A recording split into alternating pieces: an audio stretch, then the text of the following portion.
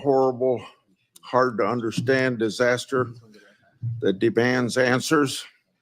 As first responders continue their recovery effort and as investigators begin their work, Congress will work with the administration to get to the bottom of this and keep all those, and we should all keep the people impacted in our prayers. So maybe we should just, for a short period of time, think about this tragedy. Good morning. I want to welcome everyone to this very important hearing to consider the nomination of Kash Patel to serve as Director of the Federal Bureau of Investigations. Congratulations on your nomination. And thank you for your willingness to serve. Before we get started, I want to set out a couple of ground rules, kind of ordinary for controversial hearings like this. I want everyone here to be able to watch the hearing without obstruction. If people stand up and block the view of those behind them, or if they speak out of turn, it's quite obvious that it's not fair or considerate to everybody else in this room.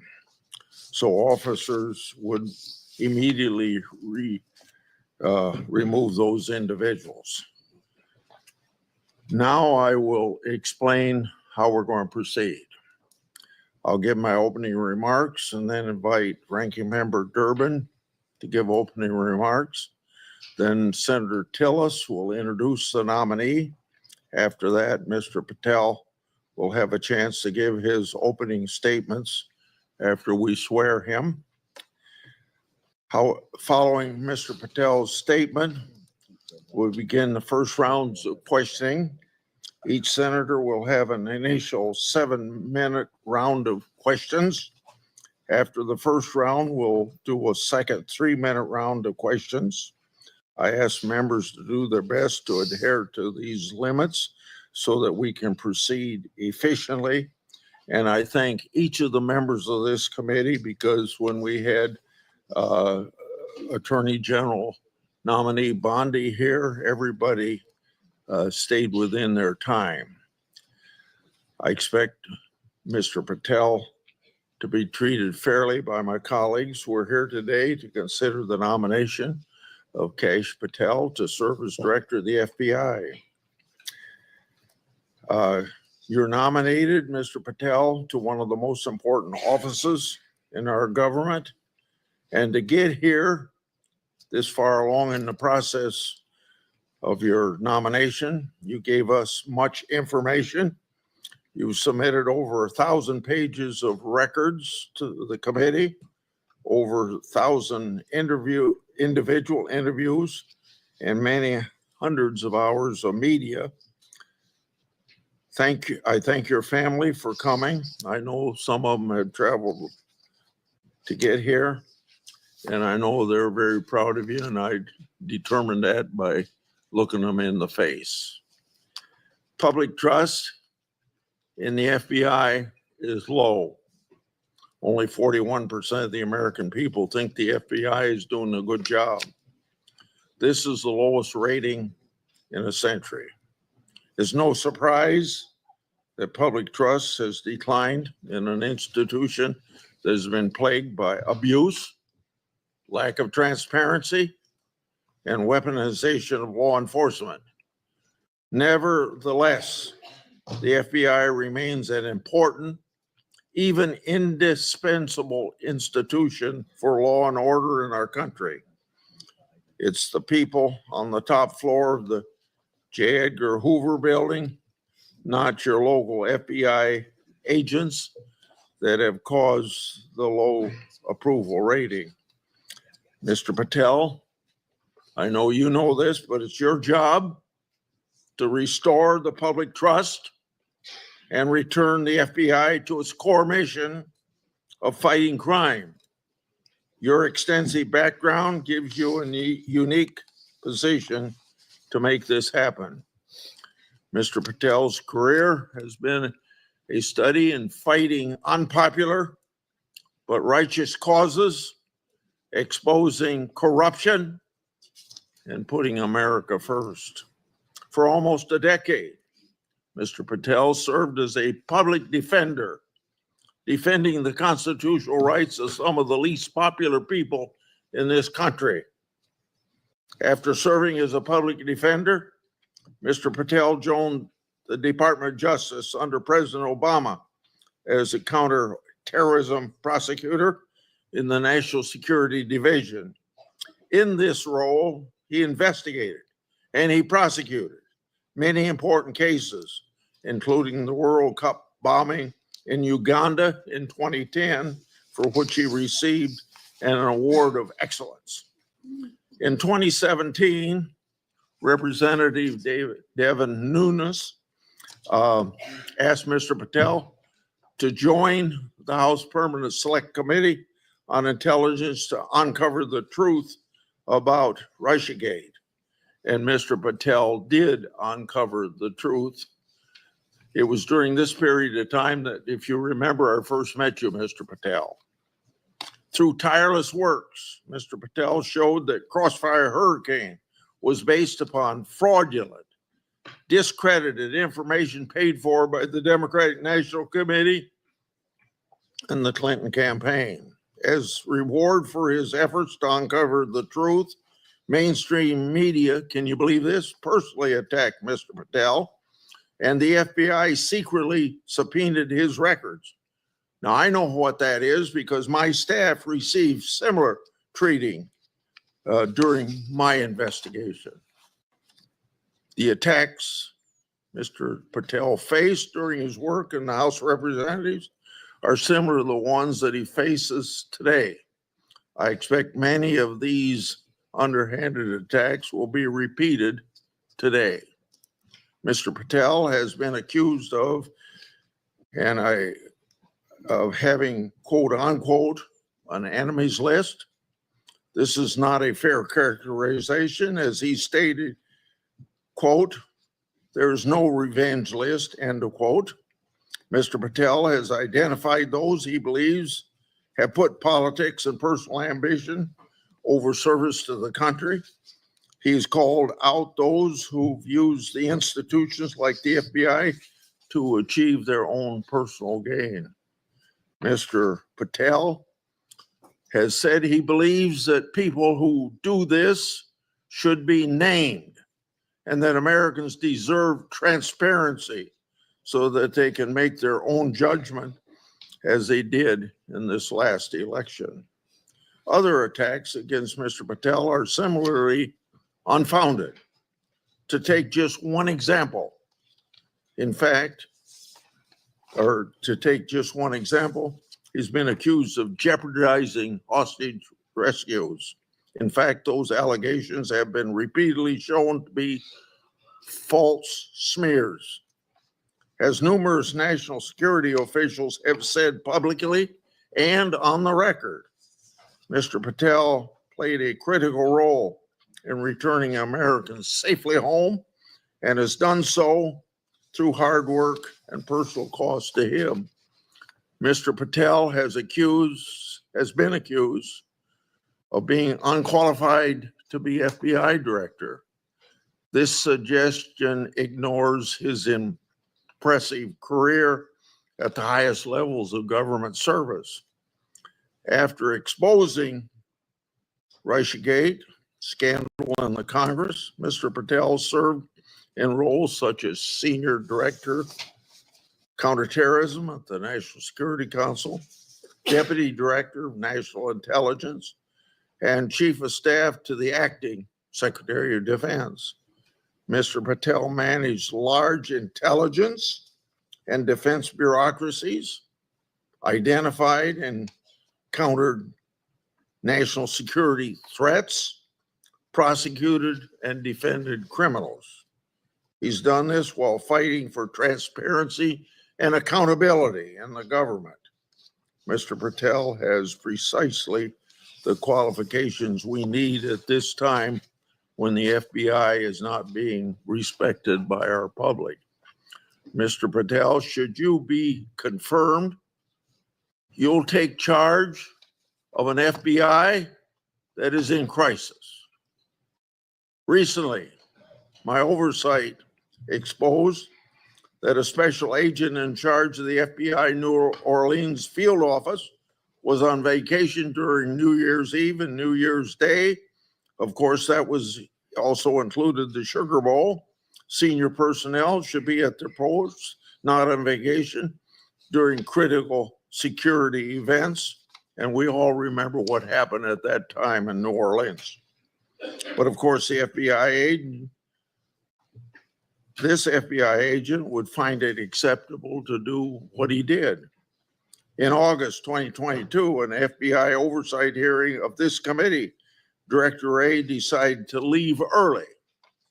I asked him to stay just 1 hour and 20 minutes longer, but he already made up his mind that he was going to leave. Later, under questioning in November of that year by Senator Hawley, Director Wray admitted that he left this committee hearing early so that he could go on vacation.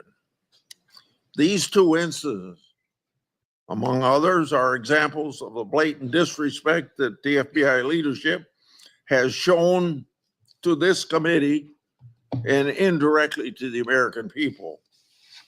In November 22, I released internal FBI records that my office received pursuant to lawful whistleblower disclosures. Those records provided data about how hundreds of FBI employees who had retired or resigned to avoid discipline, many of those employees engaged in sexual misconduct in the worst workplace. Those records also showed lower level FBI employees were punished. Lower level employees of the FBI were punished more harshly than senior level employees. No, fairness was out the window. Over 1 year later, with no response from the FBI, I asked Director Wray about this at a December 5, 23 hearing before this committee. He publicly pledged to get me the data I requested November, a year before. He and his deputy director never followed through. I also questioned Director Wray about improperly classified information relating to Afghan evacuees placed in our country. At that time, approximately 50 evacuees were already deemed potential national security concerns. So what's the number now? The public has a right to know. I've also raised concerns about whistleblower disclosure, saying that the FBI moved agents from child sex abuse cases to those January 6 cases. The FBI under Director Wray never got his priorities straight. With respect to weaponization, I'd like to turn to a letter I wrote July 20 of 2022. That letter noted that Assistant Special Agent in charge, Thibault, was a key official involved in opening the elector case that became the Jack Smith lawfare operation. That's not supposed to happen. An official at Thibault's rank and position isn't supposed to open cases. That's the job of special agents. For those who don't remember, Thibault was the anti-Trump agent that violated the Hatch Act for his political conduct in office. My letter also noted that Richard Pilger, who ran the Justice Department's election crime branch, was involved in the approval. Now I'd like to call the committee's attention to something I'm going to share with you, information about the FBI's that's never been made public before. Do you have those? Oh, yeah. In my hand are a series of FBI emails. The first is an email that Tebow sent to subordinate agent on February the 14th, 2022. He said, quote, "Here's a draft opening language we discussed," end quote. The draft opening was attached and it included material that would later become part of Jack Smith's elector case.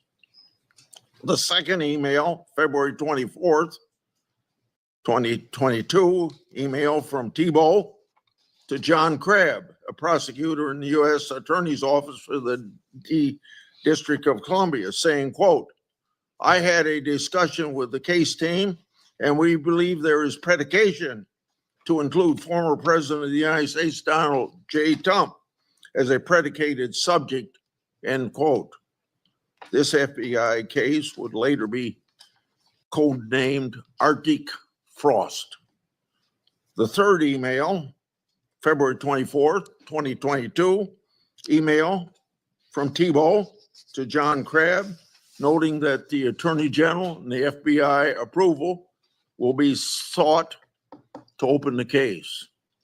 The fourth email, February 25th, 2022, email from Tebow, subordinate agent, saying they added Trump and others as a criminal subject to the case. Tebow responded, quote unquote, "perfect." The fifth email, March 22, 2022, from Tebow, emailing a version of an investigative opening for approval. This didn't include President Trump. I want to make clear, that one didn't include President Trump as a criminal subject. The sixth email is on April 11th, 2022, from Tebow approving the opening of Arctic Frost. The seventh email is an April 13th, 2022 email from FBI agent to Tebow stating that the FBI deputy director approved its opening. The eighth email on the same date had Tebow emailing John Crabb that the elector case was approved. Crabb responded, quote, "Thanks a lot. Let's talk next week," end quote.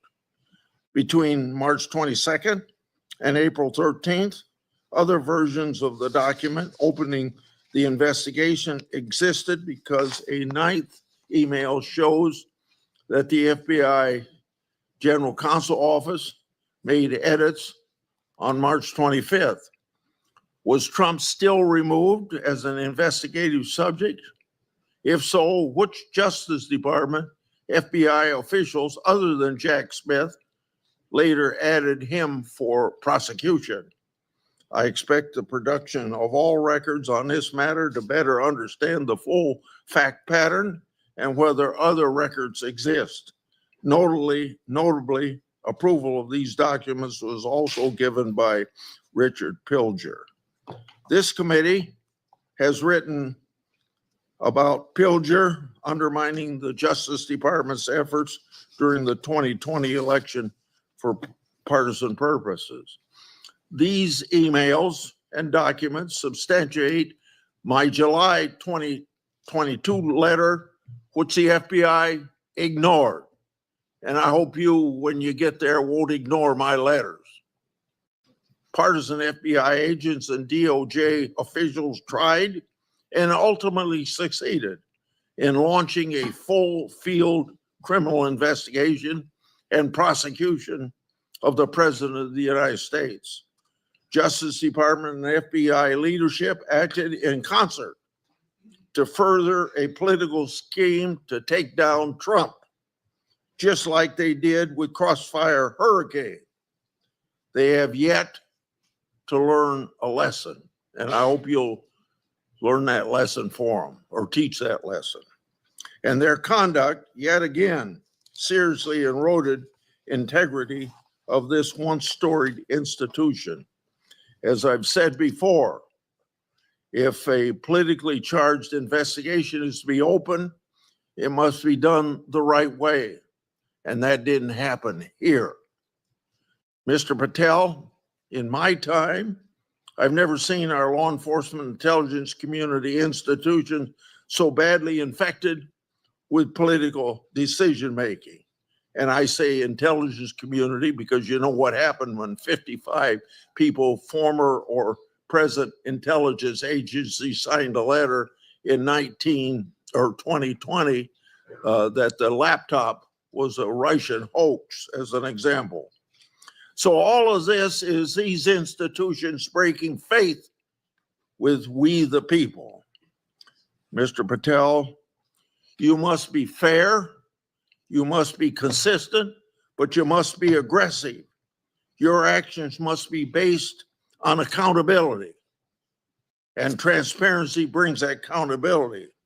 Should you do so, you'll have my support. And remember, either you're going to run your agency or the agency's going to run you. And the agency certainly ended up running Director Wray and probably people before him. Without objection, I'm going to put in this letter in the record. And this letter is sent to Director Wray December the 9th last year, calling for him and his deputies to step down.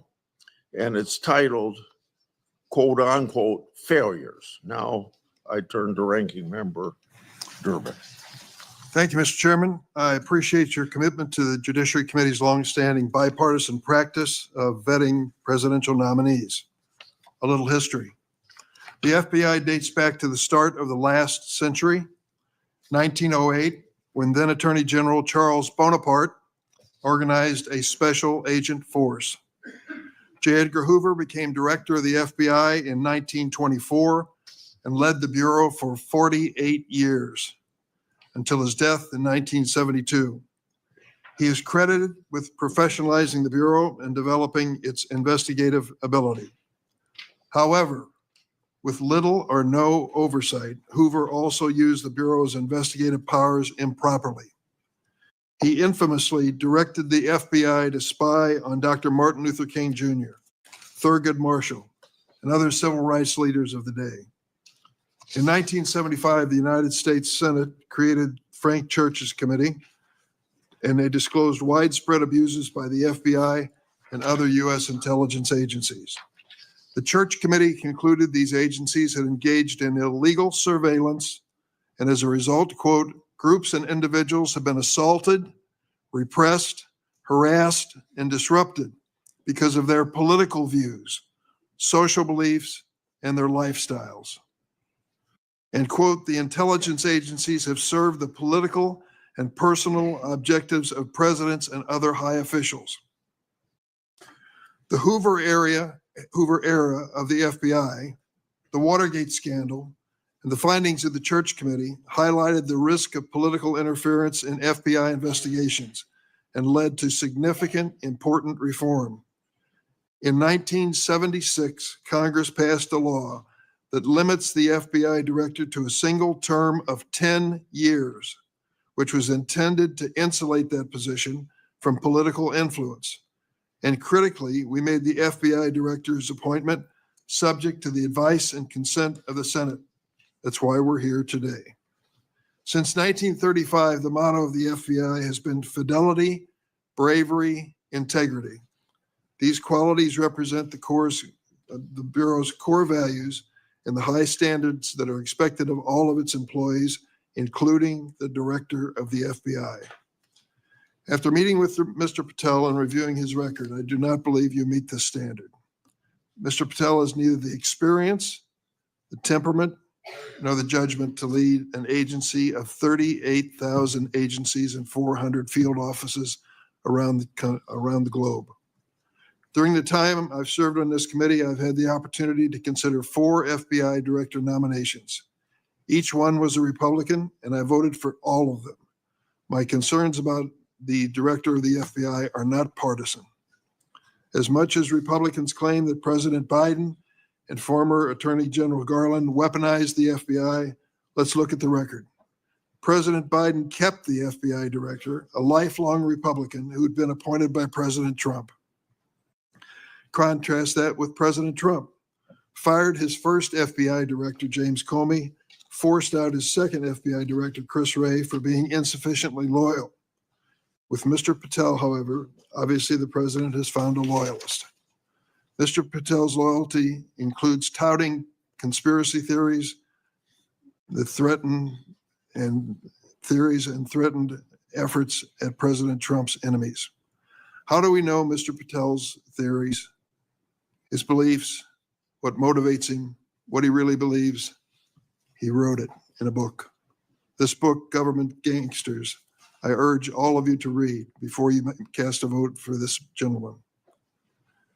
Mr. Patel has published at the back of this book a list of 60 people whom he calls, quote, members of the deep state, 60. This list includes many distinguished public servants who've dedicated their lives to our nation. Among them are Democrats and Republicans, including former Trump administration officials like the former Secretary of Defense Esper. Then there is Mr. Patel's plan to quote, and I quote him, shut down the FBI Hoover building on day one, reopen it the next day as a museum of the deep state.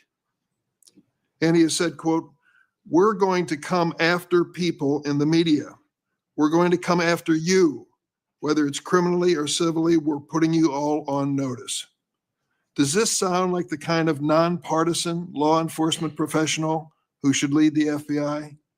No, not to me. This is someone who's left behind a trail of grievances throughout his life, lashing out at anyone who disrespects him or doesn't agree with him. Don't take it from me. Listen to these Republicans who worked with him during the Trump's first administration. Attorney General Bill Barr, and I quote, I categorically oppose making Patel deputy FBI director. I said it would happen over my dead body. Patel had virtually no experience that would qualify him to serve at the highest level of the world's preeminent law enforcement agency. National Security Advisor John Bolton. I didn't think he was qualified. He demonstrated no policy aptitude at all. I was forced to hire him. President Trump's Deputy National Security Advisor, Charles Kupperman. The idea that Kash Patel is going to be the FBI director is appalling. His legal career is modest at best. His ideas are ludicrous. CI Director Gina Haspel threatened to resign after President Trump proposed making Mr. Patel CIA Deputy Director. Defense Secretary Mark Esper said Mr. Patel lied about whether Nigeria had approved a hostage rescue operation, putting American lives at risk. But Mr. Patel would have us believe that all of these public servants, all Republicans, all from the first Trump administration, and apparently anyone else who's critical of him, are nothing but government gangsters and deep state members. Many of them have made his list of enemies. Just this week, CNN reported that during the Trump administration, CIA officials referred Mr. Patel to the Justice Department for criminal investigation for sharing classified information without authorization. Last week, I asked the Justice Department and intelligence community for information on any criminal referrals relating to misconduct by Mr. Patel. I have yet to receive a response. Mr. Patel's record is clear. He traffics in debunked conspiracy theories that serve or benefit his political beliefs. Let's start with January 6th, and he dedicates a whole chapter in this book on January 6th. That's something that each and every one of us, as witnesses to January 6th, have our own view of.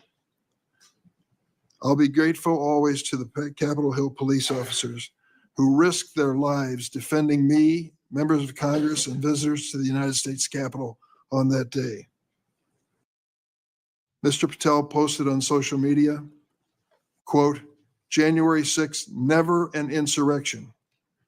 Cowards in uniform exposed. End of quote. Let me repeat that. Cowards in uniform exposed. Who was in the Capitol building on January 6th in a uniform? The Capitol Police were. Do you think they were cowards? Many of them risked their lives and some gave their lives in defense of this building. How about the DC police who were here as well? They were in uniform, cowards, risking their lives as well. Some of them being battered and beaten by these mobsters that came into the Capitol. And Mr. Patel claims that the FBI agency aspires to lead, get this now, was planning January 6th for a year. He says the FBI was planning January 6th for a year. That's a quote. Mr. Patel has gone so far as to co-produce and sell musical recordings of a song performed by January 6 rioters in jail, rioters who violently assaulted police officers. He has described this January 6 choir as, quote, political prisoners. Political prisoners. But at least 6 members pleaded guilty to assaulting law enforcement officers on January 6. All 6 have now been pardoned by President Trump. Here are some of those people who received blanket clemency by President Trump on his first day in office in the second term. Julian Cater assaulted Capitol police officers with pepper spray, incapacitating 3 officers. Ryan Nichols sprayed pepper spray on multiple police officers. After the attack, Nichols posted on Facebook, and I quote, "So yes, I'm calling for violence and I will be violent."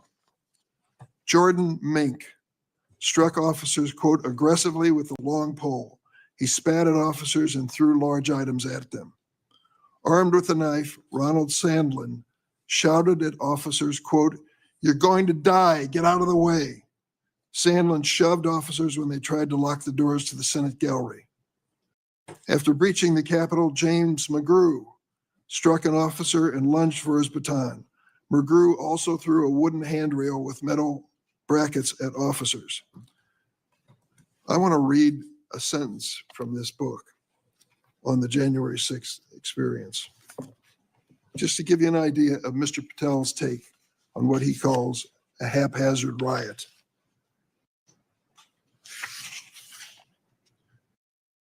By everything we could see, the crowd at the Capitol was unarmed or armed only with non-lethal objects like bottles, flagpoles, or bike racks. Mr. Patel has also peddled conspiracy theories for his own financial benefit, promoting a line of dietary supplements that claim to help people detox from COVID-19 vaccines. During my time on this committee, I was fortunate to get to know and work with former FBI Director Bob Mueller. I met him a few days after 9/11. That's when he took over the FBI. I trusted him. I worked with him. I did everything I could to help him because I believed that the FBI was a critical central agency in restoring America's confidence that we were safe. Bob Mueller was an extraordinary man. Oh, he was a Republican. Make no bones about it. He said it and admitted, and I knew it. He comes from the San Francisco area. And when he was in college and graduated, a friend of his a year ahead of him had enlisted in the Marine Corps and was killed in Vietnam. Bob was inspired to do the same thing, join up in the Marine Corps, and he did. And he was a first lieutenant in Vietnam. He received a Bronze Star with a Valor Pin, and he also received a Purple Heart. He was injured in battle.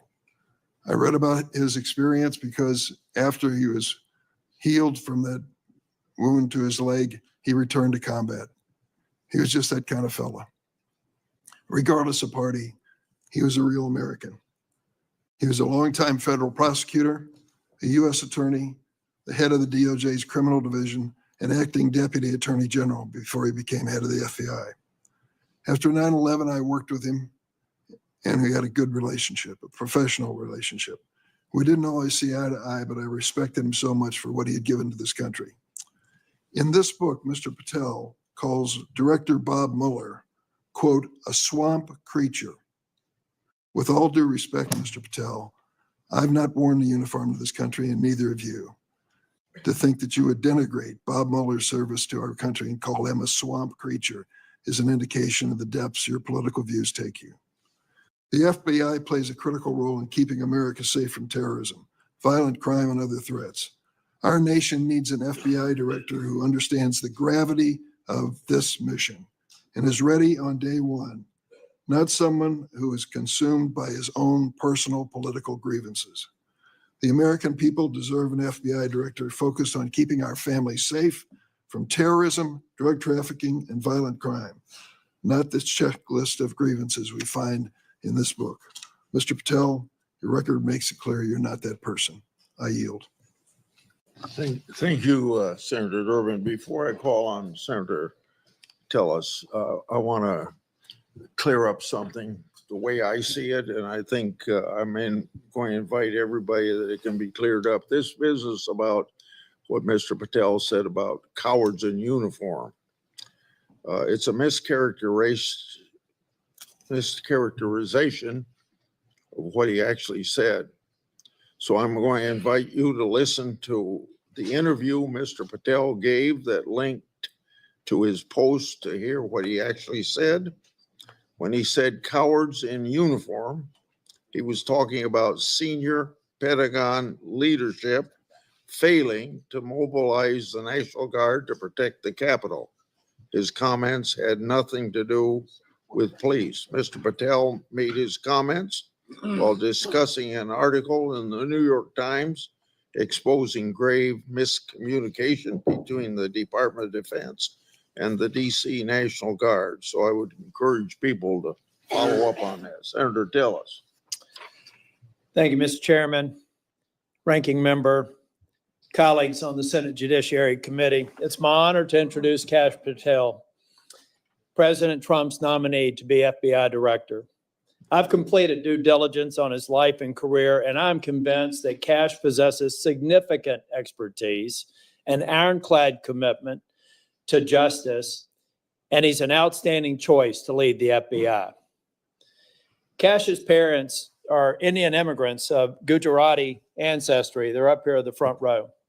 The Gujarat state is a melting pot of religions, including Hinduism, Islam, Jainism, with temples, mosques, and other religious sites scattered across the state. His father was raised in Uganda, but his family had to flee the country to escape repression under Idi Amin. His mother was born in Tanzania. They met and married in India and ultimately made their way to New York City by way of Canada, where his parents, along with 7 brothers and sisters and their spouses and at least a half a dozen kids, lived under the same roof. His parents raised Kash in the Hindu faith, and they instilled in him the values of hard work and education. Kash is a devout Hindu, and consistent with his faith, he's shown respect to people of all faiths. Kash attended the University of Richmond, where he earned his bachelor's degree in criminal justice and history. He went to Pace University School of Law, where he earned his JD, and an international law certificate from the University College of London, Faculty of Laws. Kash began his career as a public defender in Florida, where he led or co-led more than 60 jury trials in state and federal court. Kash clearly demonstrated a devotion to upholding the rule of law and defending the rights of individuals. Kash led the defense of Jose Buitrago in United States versus Buitrago, a high-profile case in Florida in 2015. Buitrago was one of the Colombian nationals arrested in a major drug bust involving Operation Backrim. Kash and his co-counsel successfully argued that key evidence was withheld by the prosecution, leading to Buitrago's release. I suspect some of Kash's disdain for prosecutorial misconduct stemmed from this experience. Kash was hired as a senior counsel on the House Permanent Select Subcommittee on Intelligence Committee, I should say, in 2017.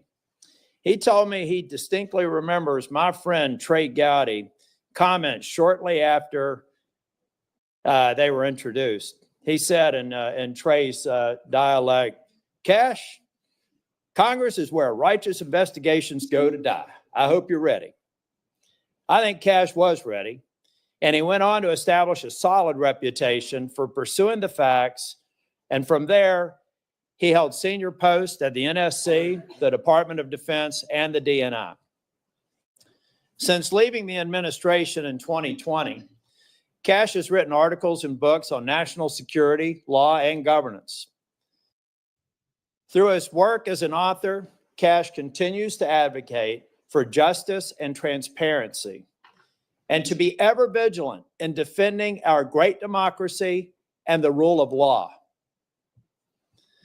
Colleagues, I created a Kash bingo card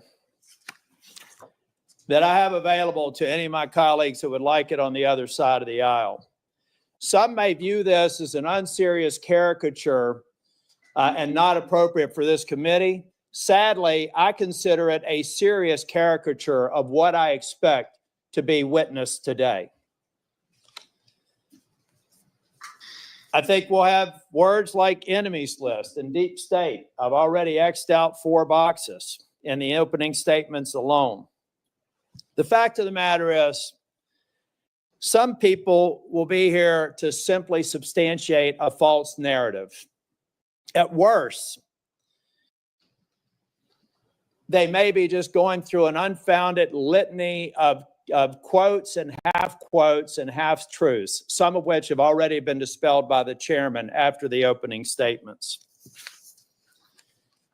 Mr. Chair and Ranking Member, in my 10 years in the Senate, I hope I've established a reputation for being fair, doing my homework, and taking tough positions that have been met with harsh criticism.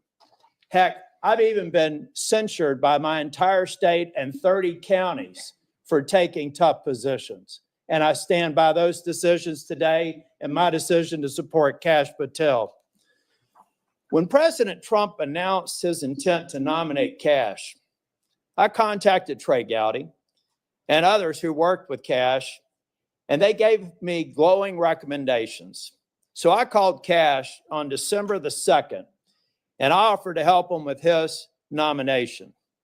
Since then, we have spent hours together, in person and on the phone.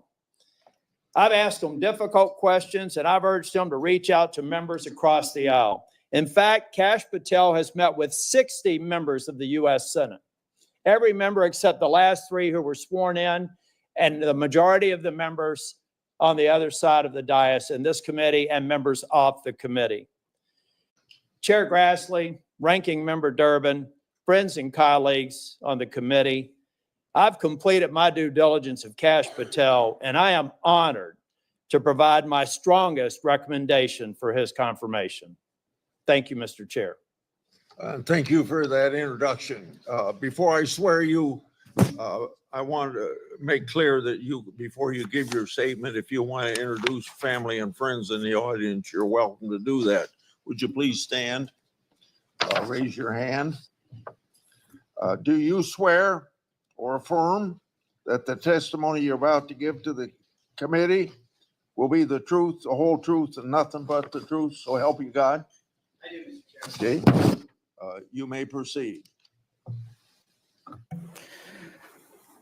Chairman Grassley, Ranking Member Durbin, and members of the Judiciary Committee, thank you for the opportunity to appear today.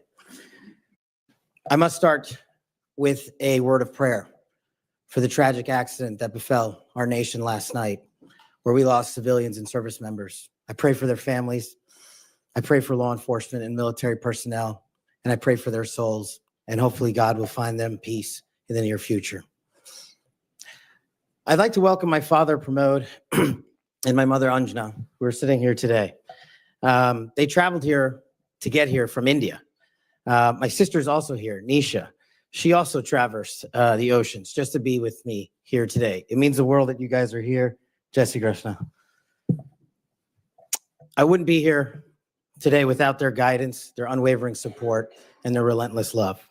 When President Trump informed me of his intention to nominate me as the director of the FBI, I was deeply honored. Sitting here today, I carry not only the dreams of my parents, but also the hopes of millions of Americans who stand for justice, fairness, and the rule of law. My commitment to these principles is deeply rooted in my family's history, which has profoundly shaped my worldview. My father fled Idi Amin's genocidal dictatorship in Uganda, where 300,000 men, women, and children were killed based on their ethnicity, just because they happen to look like me. My mother is originally from Tanzania. She studied in India, as did my dad, and they were married there. They would later emigrate to New York, as the senator pointed out, where I was born.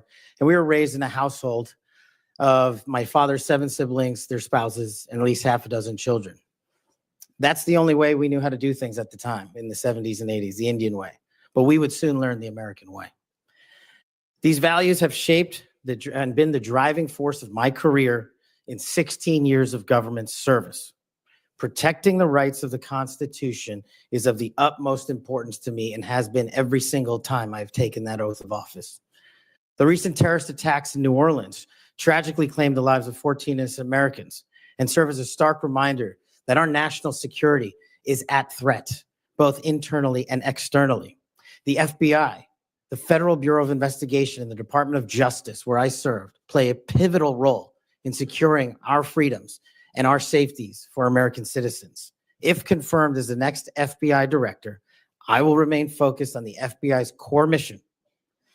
That is to investigate fully wherever there is a constitutional factual basis to do so, and to never make a prosecutorial decision that is solely the providence of the Department of Justice and the Attorney General.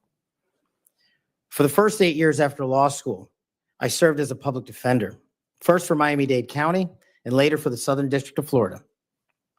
During that time, I represented some pretty awful human beings charged with some pretty heinous crimes. But what I learned there was the core value that has been enshrined in me since, that due process must be provided without bias to all Americans. And if we cannot provide due process to the worst, then there can be no due process for anyone, and our constitutional republic fails. But I battled on that hill for that due process. I would later serve in the Obama Justice Department as a terrorism prosecutor in the National Security Division, where we successfully contributed to the prosecutions of terrorist organizations like Al-Qaeda, Al-Shabaab, and others. I was honored to receive the 2017 Assistant Attorney General's Award from Loretta Lynch for my work in helping the Ugandans bring members of Al-Shabaab to justice for murdering 74 innocent people, including an American. I would also receive the Human Intelligence Award from the intelligence community for related work on that mission. My experiences at the National Security Division and would later be followed by my experiences on the National Security Council as Senior Director for Counterterrorism, and later as the Deputy Director of National Intelligence, responsible for the production, creation, and promulgation of the Presidential Daily Briefing, our nation's most sensitive classified information and secrets to protect our country. My time in National Guard was my top mission priority, not politics. And that is my love of this country to protect our laws and our way of life. And it was no different. If there's any ever corruption, I have been the first to call it out. And I will continue to call out corruption in government service because it is a privilege to serve this nation. Thank you, Mr. Chairman.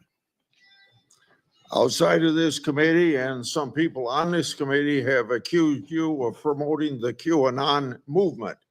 My colleagues have already asked your future boss, Mr. Bondi, many questions about this. I think it's easy to see these attacks for what they are, guilt by association. Are you a follower or promoter of QAnon? No, Senator. In fact, I have publicly, including in the interviews provided to this committee, rejected outright QAnon baseless conspiracy theories or any other baseless conspiracy theories. They must be addressed head on with the truth, and I will continue to do that. And I will always continue to support Americans who support law enforcement, our military, and want a secure border. Over the past 4 years, the FBI and Justice Department have weaponized law enforcement towards partisan ends. This has affected you personally. You, along with even members of my staff, were the victims of FBI overreach when they secretly subpoenaed your records during the investigation into Crossfire Hurricane. Inspector General Horowitz of Justice Department was right to say actions like this have a quote, unquote, chilling effect on whistleblowers. How do you intend to make sure that this kind of misconduct never happens again? Senator, this may be one of the scenarios that most uniquely qualifies me to take command at the FBI. Having been the victim of government overreach and a weaponized system of justice and law enforcement. I know what it feels like to have the full weight of the United States government barreling down on you. And as the Biden Inspector General determined, those activities by the FBI and DOJ were wholly improper and not predicated upon law and facts. I will ensure, if confirmed, that no American is subjected to that kind of torment, to that kind of cost, financially and personally. And most importantly, I will make sure that no American is subjected to death threats like I was, and subjected to moving their residences like I was, because of government overreach, because of leaks of information about my personal status. If confirmed as FBI director, Mr. Chairman, you have my commitment that no one in this country will feel that pain. Senator Durbin. Thanks, Mr. Chairman. Mr. Patel, I woke up this morning to National Public Radio, and they had an item on there about what has happened to those who were given blanket clemency by President Trump. One of these individuals was a man named Matthew Huddle. Are you familiar with him? I'm sorry, what was the last name? Matthew Huddle. If you could remind me, Senator. Well, I was reminded again this morning. He's a man who's been found guilty of numerous crimes. The one described this morning was an outrageous situation where he beat his 3-year-old child to a point where the poor kid couldn't even sit down for a week. Mr. Huddle was one of the demonstrators who came to the Capitol on January 6th. He was incarcerated and charged with, and pled guilty to crimes that he had committed, violence against police officers. After he was released by President Trump, he returned to his home state of Indiana.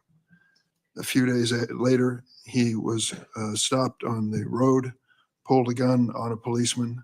The policeman, sheriff's deputy, turned, shot, and killed him. This is not the only instance of a person who received President Trump's clemency committing another crime. Peter Schwartz was mentioned this morning on the radio. 38 criminal convictions, 38. He'd been sentenced to 14 years in prison. He was released because of the president's unconditional clemency, which was given to him as well. So I guess my question is this. Was President Donald Trump wrong to give blanket clemency to the January 6 defendants? Thank you, Ranking Member. A couple of things on that. One, the power of the presidential pardon is just that, the president.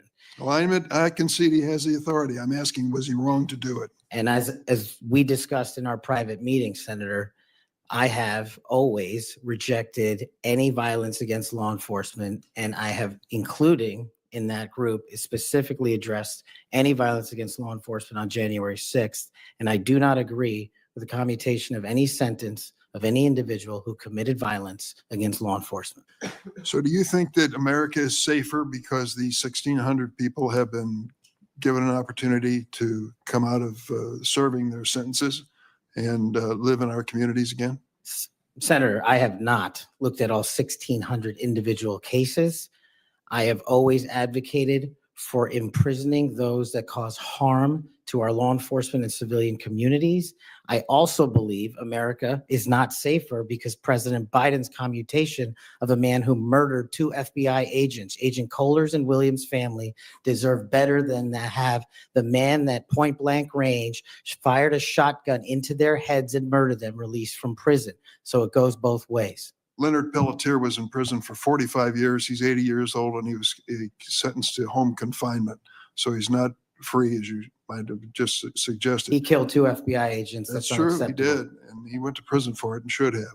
My question to you, though, is do you think America is safer because President Trump issued these pardons to 1,600 of these criminal defendants, many of whom violently assaulted our police in the Capitol? Senator, America will be safe when we don't have 200,000 drug overdoses in 2 years. America will be safe when we You're don't have not gonna answer the question. 50 homicides in a So day. you just won't answer the question. I I'm am going to say, here.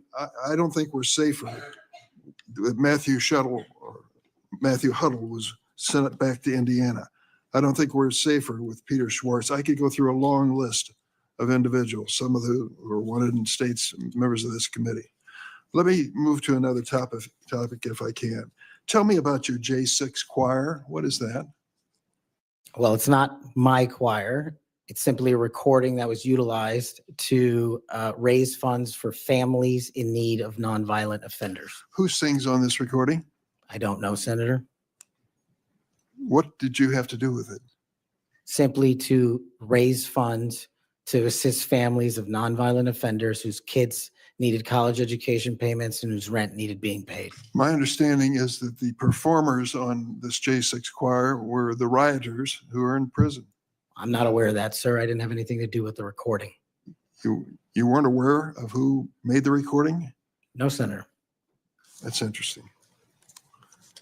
Did you receive any money for selling copies of that music or that recording? Absolutely not. Okay. You do have a foundation though, do you not? I'm very proud of the Cash Foundation and the $1.3 million we've given to families in need across this country, including active duty service members, police officers, putting kids in college and helping people in disaster relief areas rebuild their homes and their communities. 1&0 LLC, are you familiar with that? Sorry? 1&0 LLC? I believe, Senator, you're referring to the LLC that one of the individuals has his private business with.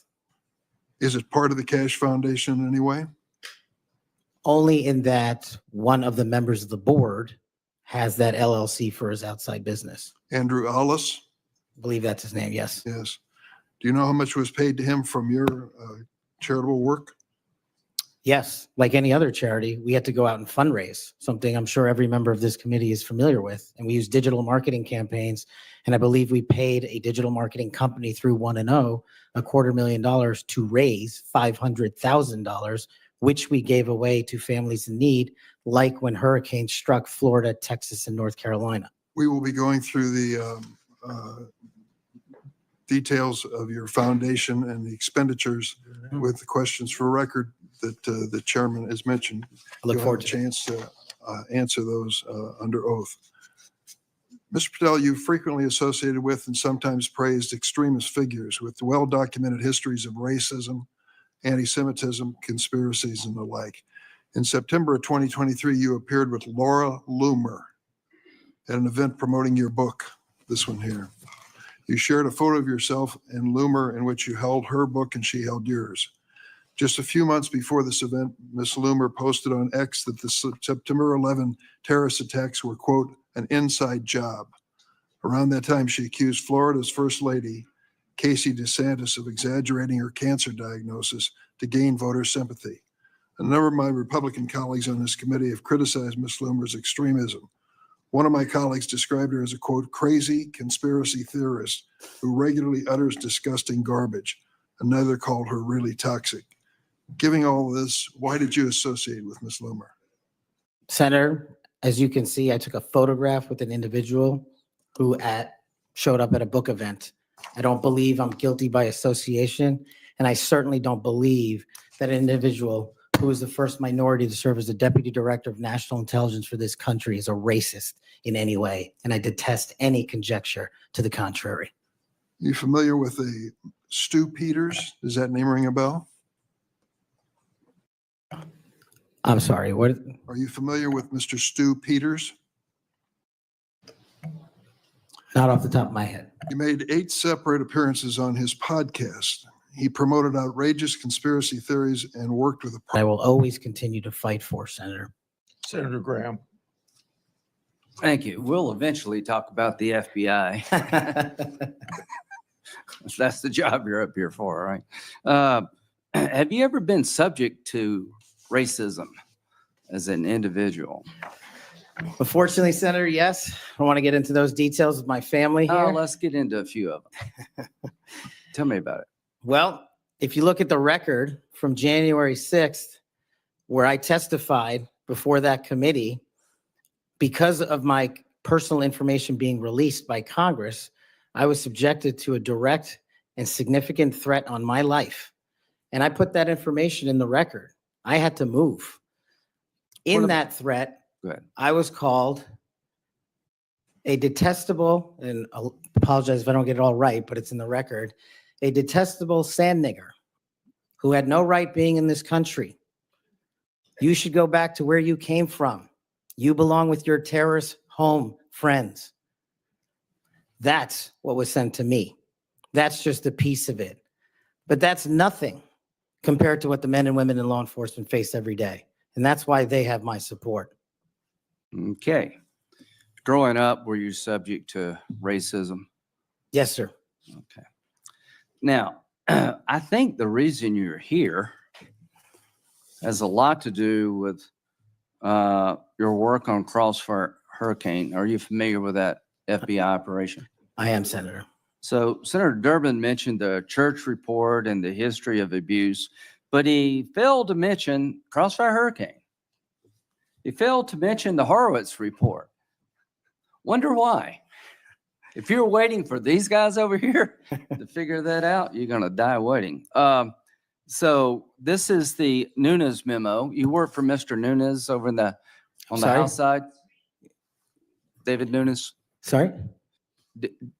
Are you familiar with this memo by the Foreign Intelligence Service Act abuses? The Yes, Department of Justice? absolutely. Did you help write this memo? I did as a staffer. Okay, I'll put this in the record. Thank you. In this memo, you kind of dissected the abuses of Crossfire Hurricane, right? I did, Senator. And the Mueller investigation. So the Crossfire Hurricane investigators, two of them were Strzok and Page. Are you familiar with them? I am, Senator. Okay, it was opened up on July the 31st, 2016. And here's what Strzok said. And damn, this feels momentous because this matters. The other one did too, but that was to ensure we didn't F something up. This matters because this matters. So super glad to be on this voyage with you. That's to Page. And Page responds a couple of months later, he's not ever going to be President right, talking about Trump. Strzok, no, he won't. We'll stop it. Is it fair to say that the people in charge of investigating Crossfire Hurricane hated Trump's guts? Well, you don't have to take my word for it. That statement, along with the statements from the sources. Are during the those days operations- over in the FBI, you hope?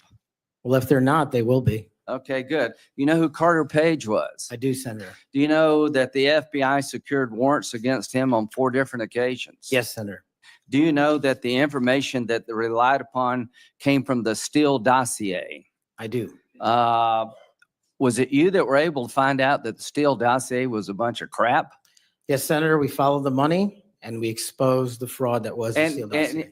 And the primary subsource was Ignor Danchenko, right? That's correct, Senator. And he was actually a Russian analyst. That's right. Are you aware that in January, he told the FBI that, let's see, what did he tell the FBI? Still had no proof to support the statements, then it was just talk. The primary subsource explained to the FBI that his information came from word of mouth and hearsay, conversations he had with friends over beers, and some of the information were statements he heard made in jest. And he told the FBI this in January That's of right. 2017. And they got 2 more warrants after that. That's correct. Are you aware that the FBI had volumes of information that the Steele dossier was a bunch of bullshit and nobody ever told anybody at the top? I am, sir. We exposed. Or they lied about being told? That's correct. So are you aware of the fact that the FISA court rebuked the FBI? Are you aware of the fact that an FBI lawyer went to jail because he misled the court by manipulating a email from the CIA? I am. Do you believe that Crossfire Hurricane was one of the most disgusting episodes in FBI history of a corrupt investigation led by corrupt people who wanted to take Donald Trump down? Yes, sir. You think that's why you're in this chair today, to fix that? I think that's a big. part of the Without reason. Crossfire Hurricane, this guy wouldn't be here. And my friends on the other side, like pulling teeth, the Horowitz investigation, the inspector general labeled this fraudulent at its core, mismanaged at its core, running stop signs. At every turn, they went forward when they should have stopped. The Durham report said it was obviously politically motivated. FBI agents were telling anybody and everybody that would listen, this is not reliable, this is not trustworthy, but they plowed on. And because of you and Trey Gowdy and others, we now know about this. Everybody who signed the warrant under questioning by me said if they knew then what they know now, they wouldn't sign the warrant. Comey said that. Yates said that. Rosenstein said that.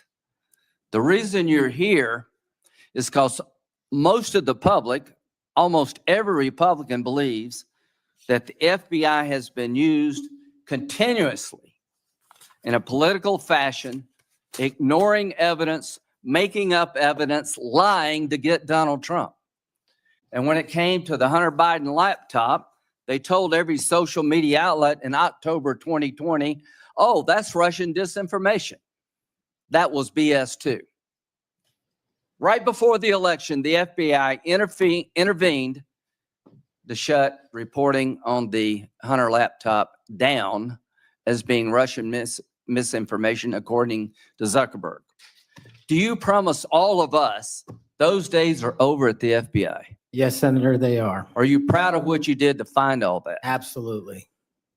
You think that's why you're here today, is to make sure that never happens again? The American people deserve just that. Thank you. Senator Whitehouse. Thanks, Chairman. Welcome, Mr. Patel. I remember January 6th, colleagues running through our halls to flee the mob, colleagues shouting that rioters should be shot, us returning to our constitutional business through hallways cleared for us by automatic weapons carrying SWAT teams. None of you, none of us said those violent rioters should be pardoned. A Republican colleague said such pardons would be hard to believe, even absurd.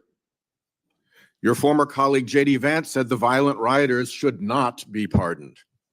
Even Jim Jordan said pardons would, and I quote, focus on all the people who didn't commit any violence. Well, Trump pardoned all of them. And there's a lesson in that. Every time you think Trump would never go that far, rethink that.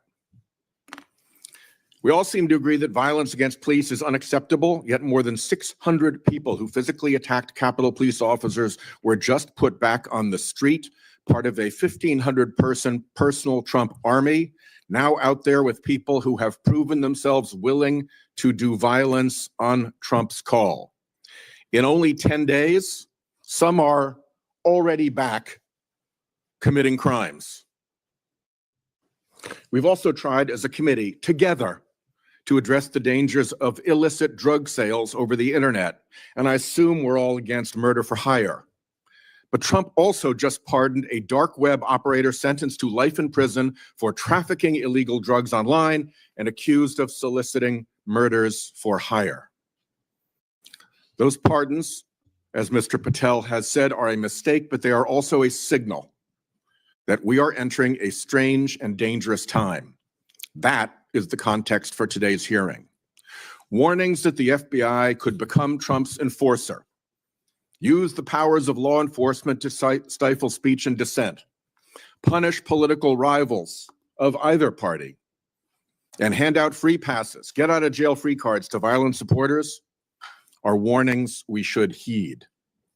Here are some warnings of this nominee's Trump administration colleagues. Former Attorney General Bill Barr said, this nominee has virtually no experience that would qualify him to serve at the highest level of the world's preeminent law enforcement agency, end quote. And we would never be able to command the respect necessary to run the day-to-day operations of the Bureau. That's for the deputy position. Former CIA Director Gina Haspel was reported threatening to resign rather than have this nominee serve under her. John Bolton, Trump's former national security advisor, said, I didn't think he was qualified. I was forced to hire him. Trump's deputy national security advisor, the nominee's former supervisor, said, his ideas are ludicrous. He's absolutely unqualified for this job. He's untrustworthy. And it's an absolute disgrace to even consider an individual of this nature. That's from Republican appointees who worked with him. And here's what this nominee himself has said about using his office to prosecute journalists. We will go out and find the conspirators, not just in government, but in the media. We're gonna come after you, whether it's criminally or civilly. Is that a correct quotation, Mr. Patel? Senator, that's a partial quotation, But it's correct. in part. Regarding his publication of his enemies list, Mr. Patel proclaimed, "The manhunt starts tomorrow," and reposted a video depicting him taking a chainsaw to his political enemies. Is that you, Kash Patel, reposting that at the top of that page? Senator, I had nothing to do with the creation of that. Is that meme, you reposting it was my question. And that's me at the top. You said FBI agents were responsible for the violence on January 6th, and I quote you here, "beyond a reasonable doubt." Is that what you said? That's completely incorrect, and I appreciate the opportunity to address that. I'll give you an opportunity in writing, but this is my time now. Have at it. An Inspector Attorney General investigation found that that was false. And you said we should impeach judges who rule against Donald Trump, who are, in your words, political terrorists. When this nominee tries to explain all this away, keep one thing in mind. He's testified under oath before a Colorado judge who presided over a Trump case in which he was a witness. And the judge found, and I'm quoting here, he was not a credible witness. His testimony is not only illogical, but completely devoid of any evidence in the record. That's from a judge. This is a dangerous time, and I ask all my colleagues to consider whether these plain comments by this person and by his own Trump administration colleagues should be given a blind eye, just overlooked, or whether, like the warnings of pardoning violent January 6 offenders, they're warnings to be heeded. There is an unfathomable difference between a seeming facade being constructed around this nominee here today and what he has actually done and said in real life when left to his own devices. Conduct shows character. And if you look at history, you see the danger of security chiefs in authoritarian regimes becoming the tools of political power. The characteristics that they often show are that they are vengeful, that they are grandiose, that they are intemperate, that they are partisan and blindly loyal, and that they are servile and won't say no. I'm afraid that the history of this nominee's conduct raises those warnings. And I yield my 1 second back. Before Senator Cornyn, you said you'd like to explain something. I forget the point he made. You can do that now if you want to. Simply this, Senator. In the collective, all of those statements are taken out of grotesque context. And anyone that thinks my 16 years of service is an exemplar on how I would proceed if confirmed as FBI is intentionally putting false information into the public ether and creating more public discourse. The only thing that will matter if I'm confirmed as a director of the FBI is a de-weaponized, depoliticized system of law enforcement, completely devoted to rigorous obedience of the Constitution and a singular standard of justice. Before I call on Senator Carnan, I'd like to say that we've heard about the January 6th pardons. I think it's important that we remind people at the same time of some pardons by the previous administration. Thomas Sanders, a kidnapper who murdered a 12-year-old girl named Lexus and her mother, Swellen Roberts. Adrian Peeler, a Connecticut drug kingpin who was convicted in the death of an 8-year-old boy and his mother. Leonard Peltier, that's already been referred to, that murdered 2 FBI agents. And even Director Ray, at that time, former Director Ray, said that that shouldn't have happened. And Judge Michael Conahan, who took kickbacks for wrongly sending juveniles for profit detention centers, and Alex Saab, who laundered illicit proceeds for narcotics terrorist Nicholas Madero, and was a key connection between Venezuela and Iran, and 5 family members of his own family. President Biden did that. Senator. Welcome, Mr. Patel. Do you believe America is an exceptional nation? It's the greatest nation. Your family went through a lot to get here, They sure did. and your life story is, I think, a great example of people pursuing the American dream. Do you believe what a large part of what makes America an exceptional nation is the rule of law? It is one of the fundamental precepts that determines that. And why is that? Because without a singular application of a rule of law, we go back to the Uganda that my father fled in Idi Amin. I believe that the 2 most important institutions in America to preserve and protect and enforce the rule of law are the FBI and the Department of Justice.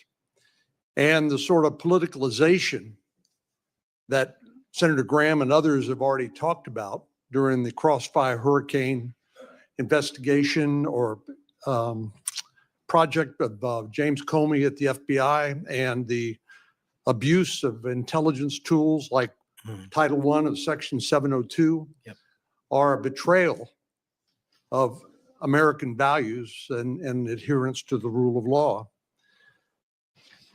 And I think your biggest task is going to be, along with Pam Bondi at the Office of the Attorney General, is to restore the rule of law to the Department of Justice and the FBI.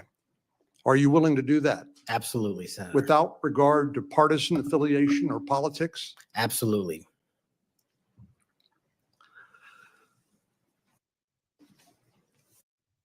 Do you believe President Trump, as the commander-in-chief, needs access to all of the lawfully available intelligence that can be collected by the American intelligence community in order to inform him so that he can make good judgments as commander-in-chief to assure the safety and security of the American people?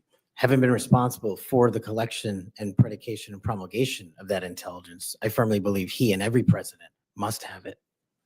And so you would not support any impractical or perhaps immaterial or unworkable ways to inhibit the flow of that information to President Trump? No, I would not. So let me just ask you, you and I have talked about this a number of times, and this has come up before in a number of different contexts. But as I've always said, I think Section 702 of the Foreign Intelligence Surveillance Act is the most important law that most Americans have never heard of. But when I was questioning my fellow Texan, John Ratcliffe, who now has been confirmed as the director of the CIA, about this, we talked about some of the reforms that have been made to Section 702 over the years. This has been an ongoing conversation here in Congress. People like my colleague here, Senator Lee, and others have proposed reforms, which I think have gone a long way to help protect the privacy rights of American citizens.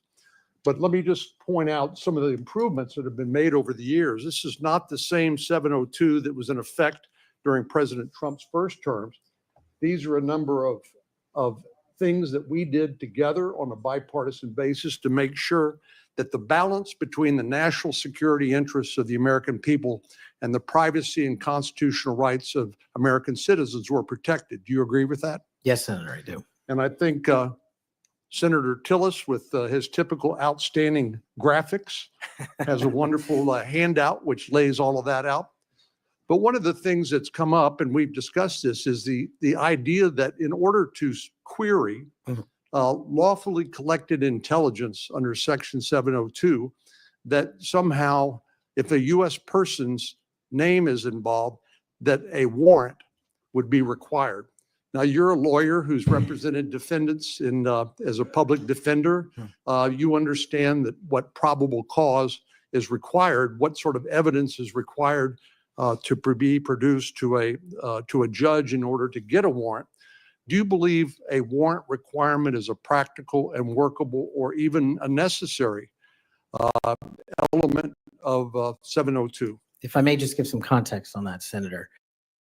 Having a background not only utilizing FISA and 702 as a national security prosecutor, but as a civilian at JSOC and later as an intelligence official and the Deputy Director of National Intelligence, 702 collection formulates over 45% of the presidential daily briefing that you referred to earlier. I actually have heard it's as high as 60%, It but can- anyway, it can- it's a lot. It's a lot. And the issue for me is not with FISA and 702. The issue has been those that have been in government service and abused it in the past. And so we must work with Congress to provide the protections necessary for American citizens. Dealing with these matters, including hostage rescue operations in real time, which we use FISA collection to find and save American hostages, having a warrant requirement to go through that information in real time is just not comportive with the requirement to protect American citizenry. I'm all open to working with Congress on finding a better way forward. But right now, these improvements that you've made go a long way.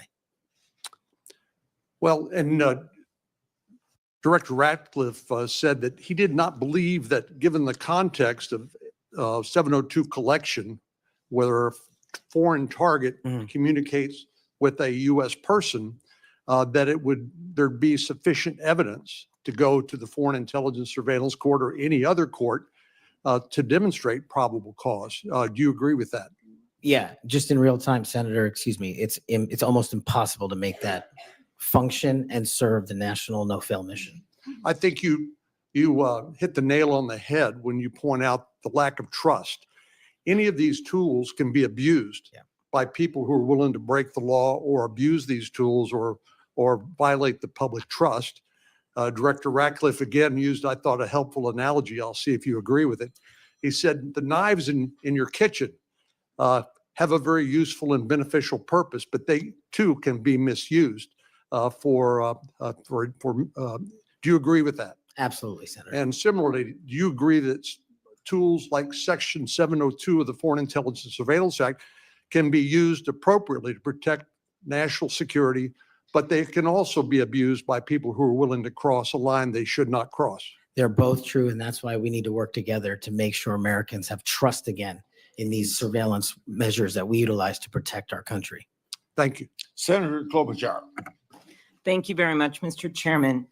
Mr. Patel, I think you know that I have great respect for the men and women of the FBI, their mission, fidelity, bravery, integrity. I believe they deserve a director who respects their work and sacrifices, and they deserve a director who's focused on their mission. This is not about bingo cards or games. This is not about revenge. This is about the safety of our country and the people that work in the FBI. And the FBI runs on facts. It runs on truth. Truth matters. And without truth, the whole system breaks down. You said that Donald Trump has every right to tell the world that in 2020, 2016, and every other election in between was rigged by our government because they were. Yes or no? Did you say that? I don't have that statement in front of me, but. Okay, that if was you're- from August 27th, 2023 Thrive Time show. I'll put it on the record. These claims made in that statement were rejected by courts, including by Republican judges. Is that correct? I don't have enough of the facts in front of me to make that I will assessment. put that statement on the record, but I think everyone in this committee, including the Republican members, knows that these statements were rejected by courts. You were asked about the police officers in the Capitol who testified in the January 6 hearings, and you accused them of lying. Is that correct or not correct? I don't think that's accurate. Okay, Joe Pack's podcast, March 2024, we'll put it on the record. I was there. The police officers were heroes that day. Yes. Did you post on your personal social media account in May of 2024, January 6th, never an insurrection, cowards in uniforms exposed. They broke the chain of command. I believe you're referencing a post that was shown in part earlier. I don't have it in front of me. You posted it and it was on your account, and we will again put that out there once more as we go on. I don't want to lose any more time on this, but every one of these, there's a record of it and you haven't answered. You promoted a COVID vaccine reversal or detox supplement. One scientist said, I quote, "None of these substances in any form would minimize side effects from a COVID-19 vaccine." That is preying on innocent people. Did you perform clinical trials before you made that claim?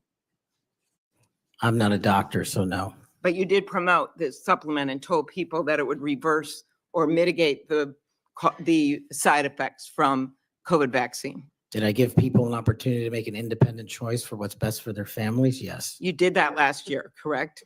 I don't have it in front of me again, Senator. Mr. Patel, the FBI tackles some of the most complex threats that we face: terrorists, hostile foreign powers, violent gangs, fentanyl, criminal organizations. Your mission, though, has been to go after people. I've looked at it. I've read this stuff. Yes or no?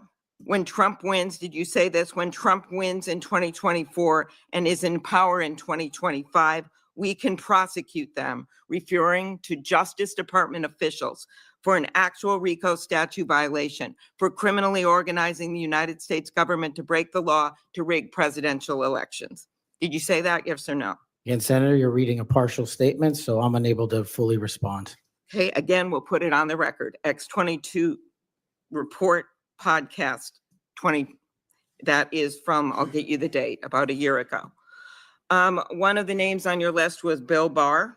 Chairman Grassley has called him one of the most capable cabinet officials I've ever been able to vote for. Senator Graham has said, I have nothing but total respect and admiration for the job done by William Barr as Attorney General of the United States.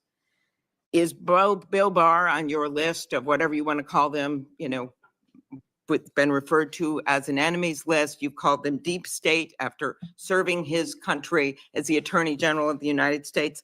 Is he on your list because of a personal vendetta? Well, it's not whatever we want to call it, Senator. With all due respect, it's not an enemies list. That is a total mischaracterization. I asked you, I actually used the words you used for the list, which was deep state, right? That's what you put at the It is top. a glossary Against in the the Attorney back. General of the United States. Is it because of a personal vendetta that he's on the list? You're under oath. I have no personal vendetta against Bill Okay, Barr. he said about you, you would never be able to command the respect necessary to run the day-to-day operations of the Bureau. That was actually in writing in his book. He had virtually, about you, no experience that would qualify you to serve at the highest level of the world's preeminent law enforcement agency, and that your appointment, as noted by Senator Durbin as Deputy Director to the FBI, would happen over his dead body. Is it, yes or no, why you would put him on the list of deep state as a former Attorney General, Trump Attorney General of the United States, because he wouldn't break the law for Donald Trump? Is that why? Absolutely not. As you know, he repeatedly told the president in no uncertain terms that he did not see evidence of fraud that would have affected the outcome of the election. Did you say in February of 2021 that the election stuff was never my job and I stayed out of that stuff? Again, I don't know what comment you're referring to, but I'm sure you're reading a piece of something. You said it on Pushback on a podcast. Is it true, though, that in December of 2020, you reached out to the Trump acting deputy attorney general and asked him to investigate a conspiracy theory claiming that people in Italy had used military technology and satellites to remotely tamper with voting machines in the US and switch votes for Trump from Trump to Biden? Is that true? What was the date? That was out of December of 2020. I was chief of staff to the Department of Defense, so I don't believe that's accurate in any Okay, way. that came out of testimony before Congress. I will give it to you. Have you referred to the media as the most powerful enemy of the United States that they have ever seen? Is that right? Again, you're reading a quote. I take that Speech you're to reading it CPAC accurately. 22324. You said we're going to come after the people in the media who lied about American citizens who helped Joe Biden rig the elections. We're going to come after you, whether it's criminally or civilly. Is that something you said? That's a partial statement of what I said. Steve Bannon's podcast. You also said you would put the entire fake news mafia press corps on your list. Is that correct? Is that what you said? I don't have that in front of me. Benny Johnson's podcast 82123. You have said that the FBI, including today, you said that they remain utterly corrupt. This is an agency with agents who have taken down terrorists, taken down bank robbers, taken down crime. And you wrote that the FBI has become so thoroughly compromised that it will remain a threat to the people unless drastic measures are taken. Do you know that under Chris Wray's leadership, he took over at a very difficult time, we all know that, appointed by President Trump, that during his tenure, the applications to the FBI has in fact tripled? Do you think people would be applying to that agency like in those numbers if they thought it was so corrupt? The American public's trust in it is at 40%. That's an all-time low. Did you say that the FBI headquarters should be shut down and reopened as a museum of the deep state? Mr. Chairman, are we allowed to go an extra time? Let's see, you get a second round. Before I call on Senator Could he Lee, just answer the question if he said that the FBI headquarters where they investigate cybercrime and terrorism Mr. should Chair. be shut down and opened as a deep Hey, state, Mr. as a Chair, museum? Did he say that the headquarters should be shut down? Mr. I Chair, deserve an answer to that It's- question. I He guess is it's- asking to be head of the FBI, and he said that their headquarters should be shut down. Mr. Chair, parliamentary inquiry. you got anything you want to say, Mr. Patel, before I go on to Senator Lee? Simply this. If the best attacks on me are going to be false accusations and grotesque mischaracterizations, the only thing this body is doing is defeating the credibility of the men and women at the FBI. I stood with them here in this country. In every theater of war we have, I was on the ground in service of this nation. And any accusations leveled against me that I would somehow put political bias before the Constitution are grotesquely unfair. And I will have you reminded that I have been endorsed by over 300,000 law enforcement officers to become the next director of the FBI. Let's ask them. Mr. Mr. Chair. Chairman, I am quoting his own words Along- from September of 2024. It is his own words. It is not some conspiracy. It is what Mr. Patel actually said himself. Facts matter. You forget that you had 3 minutes in the next round to say what you just said. Okay, I'll say them again. Okay, before I call Lee. Mr. Chair, just parliamentary inquiry, and it was on time. It wasn't disputing any of the debate, but I intend to keep to my 7 minutes, and I appreciate you keeping everyone to it. If we go over, can we have that decrement against the time in the second round? If a member goes over, I'm not because that was actually 10 minutes, Mr. Chair. I'm not sure that I want to, sometimes it's faster to get things done here, just letting people shout and than it does to shut them up. Mr. But Chairman. You're a wise man, Mr. before Chair. we- Thank you. before Mr. we go Chairman. to- Mr. Chairman, Before we go to Mr. Lee, Chairman, yes, what do you want? I love this guy. Mr. Chairman, I'm like Senator Tillis. I mean, if we're going to start this, I want an extra 3 minutes. Well. Now, my friend Senator Klobuchar I'm went not- 3 minutes over. So here, what you're saying is the chairman wasn't a very good chairman by not shutting her up. But I've gone through this before and I think I know how to handle it and get. I this think done. you're a star-spangled awesome chairman. I just want to say that for the record. But if you're going to let somebody over there go 3 minutes over, I want my extra 3 minutes. Well, let's see if it's abused by anybody else before we make that decision. I'm just telling you, I'm going to abuse it. Well, I'm not going to let you abuse it. You're a good man, Mr. Chairman. Before I go to Lee, I want to put a record statement in the record from 56 former FBI agents wrote to this committee to support this nominee. Quote, never has the FBI faced such an urgent and compelling need for comprehensive reform as it does today. Mr. Patel has proven he possesses the breadth of experience required to address these challenges. His leadership, expertise, and vision make him uniquely qualified to guide the FBI through this pivotal moment. For these reasons, we stand in full support of Kash Patel's nomination. Any objection? So ordered. Mr. Lee. Mr. Patel, while we're talking about your awards, let's talk about the cowards in uniform comment for a moment, can we? Please. Would you like to tell us what that was? Put it in context, help the committee understand what that was about. I think it's important. Thank you, Senator. During that time on January 6th, I was serving as Chief of Staff at the Department of Defense. And days prior, we had received the authorization from the president to issue the National Guard to protect you and your colleagues. But as you know, the law requires a request before the deployment of that guard. That request did not come in until the afternoon of January 6th. Once that request came in, this unfortunately, as has been confirmed by his own testimony, I believe, the Secretary of the Army, Ryan McCarthy, failed to immediately deploy the National Guard and instead took a break to speak to media and make personal phone calls.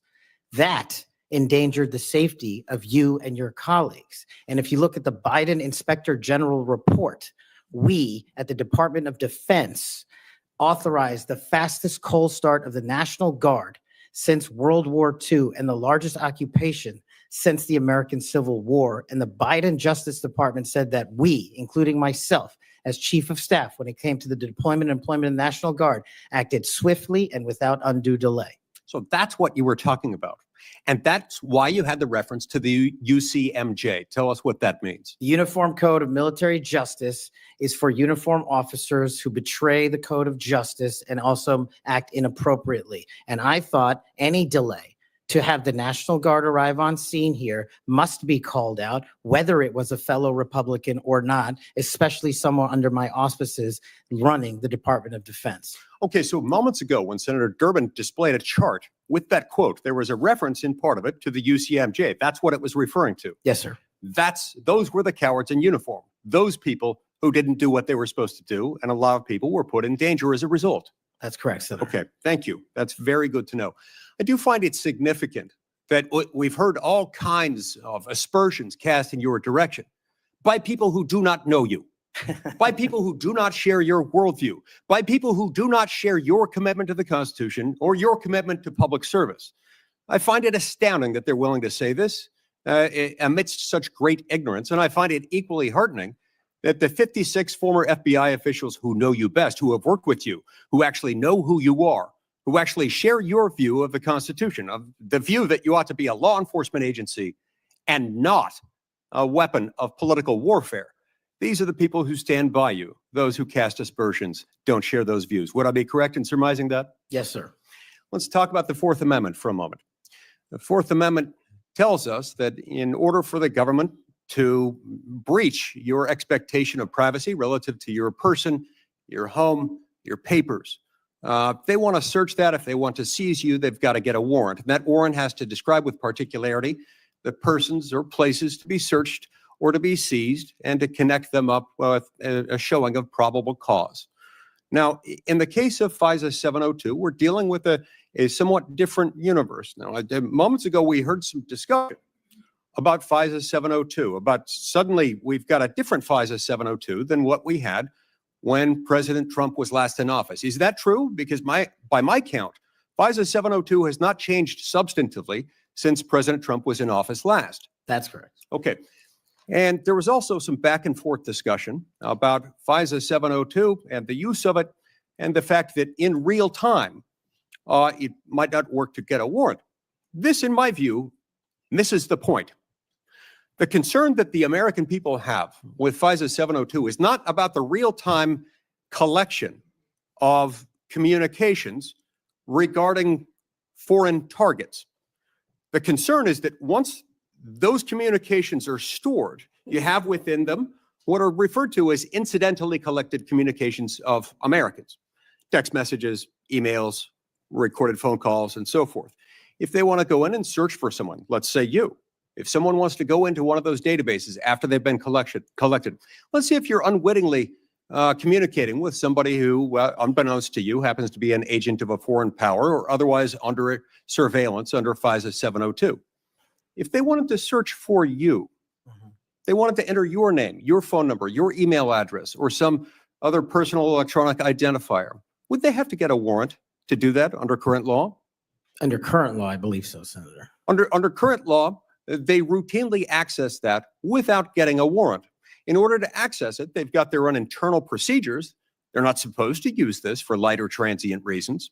They're supposed to have a perfectly good reason. And yet we found that on hundreds of thousands of occasions, they have accessed the private communications of Americans, searching for those individual Americans by name, by number, by email address, whatever it is, without a warrant or anything tantamount to it. On occasion, they've even been used for overtly nefarious reasons. One agent deciding to look in on his father because he suspected his father might be having an extramarital affair. On another occasion, an agent looked at people who were thinking about renting an apartment from him to make sure they were upstanding citizens and could be trusted. Are these appropriate uses of FISA 702?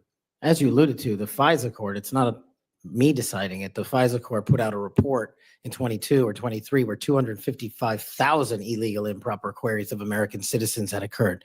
255,000 reasons why the American people don't trust it. And that's what we must work together, Congress and me, if I'm confirmed as FBI director, restore that trust and protect the mission. Music to my ears, because I've been a U.S. Senator for 14 years. I've been on this committee the entire time. You were the very first FBI director or FBI director nominee who, when I've asked about this, hasn't said, oh, don't worry about it. We'll handle it okay. We've got good people on the inside. We would never breach the trust of the American people. Do you know what? They were lying. I was willing to believe that they thought they were telling the truth, but they were mistaken. But they were lying.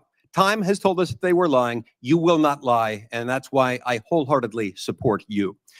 In the closing seconds that I have, I want to add my dismay and my disgust for the fact that you've been smeared, you've been attacked. You've been associated with racism, with being a Nazi. You are none of those things, sir. Just as your father lived as a racial minority in Uganda, you've been raised as a racial minority in this country, and you've been nothing but a patriot. Your commitment to the Constitution, to the rule of law, and to the American people is remarkable. And I'm honored to know you, to call you my friend, and to give you my vote. Thank you. Thank you, Senator Coons. Thank you, Chairman Grassley. Mr. Patel, to you and your family, congratulations on your nomination. And we had a constructive conversation last week. I appreciate your taking the time. In particular, a conversation about the prosecution of the World Cup bombing in Uganda that took the life of a Delawarean whose family I knew. I found moving. But the role you've been nominated for is central to our security as a nation, central to the protection of our constitutional rights. And I voted to confirm Trump's previous FBI director, Chris Wray. I believe he's lived up to the Bureau's motto of serving with fidelity, bravery, and integrity. And I also think my vote for him and for many of Trump's cabinet in his first term shows I take my constitutional advice and consent role seriously and do not reflexively vote against his nominees. I look at three factors when I assess a nominee: qualifications and experience, policy views and whether they're in the best interest of the American people, and character and capacity to do the job independently where called for. My colleagues have referenced quotes from Attorney General Barr, National Security Advisor Bolton. The FBI is enormous, 38,000 agents, $9 billion budget. I am troubled by your lack of senior law enforcement leadership.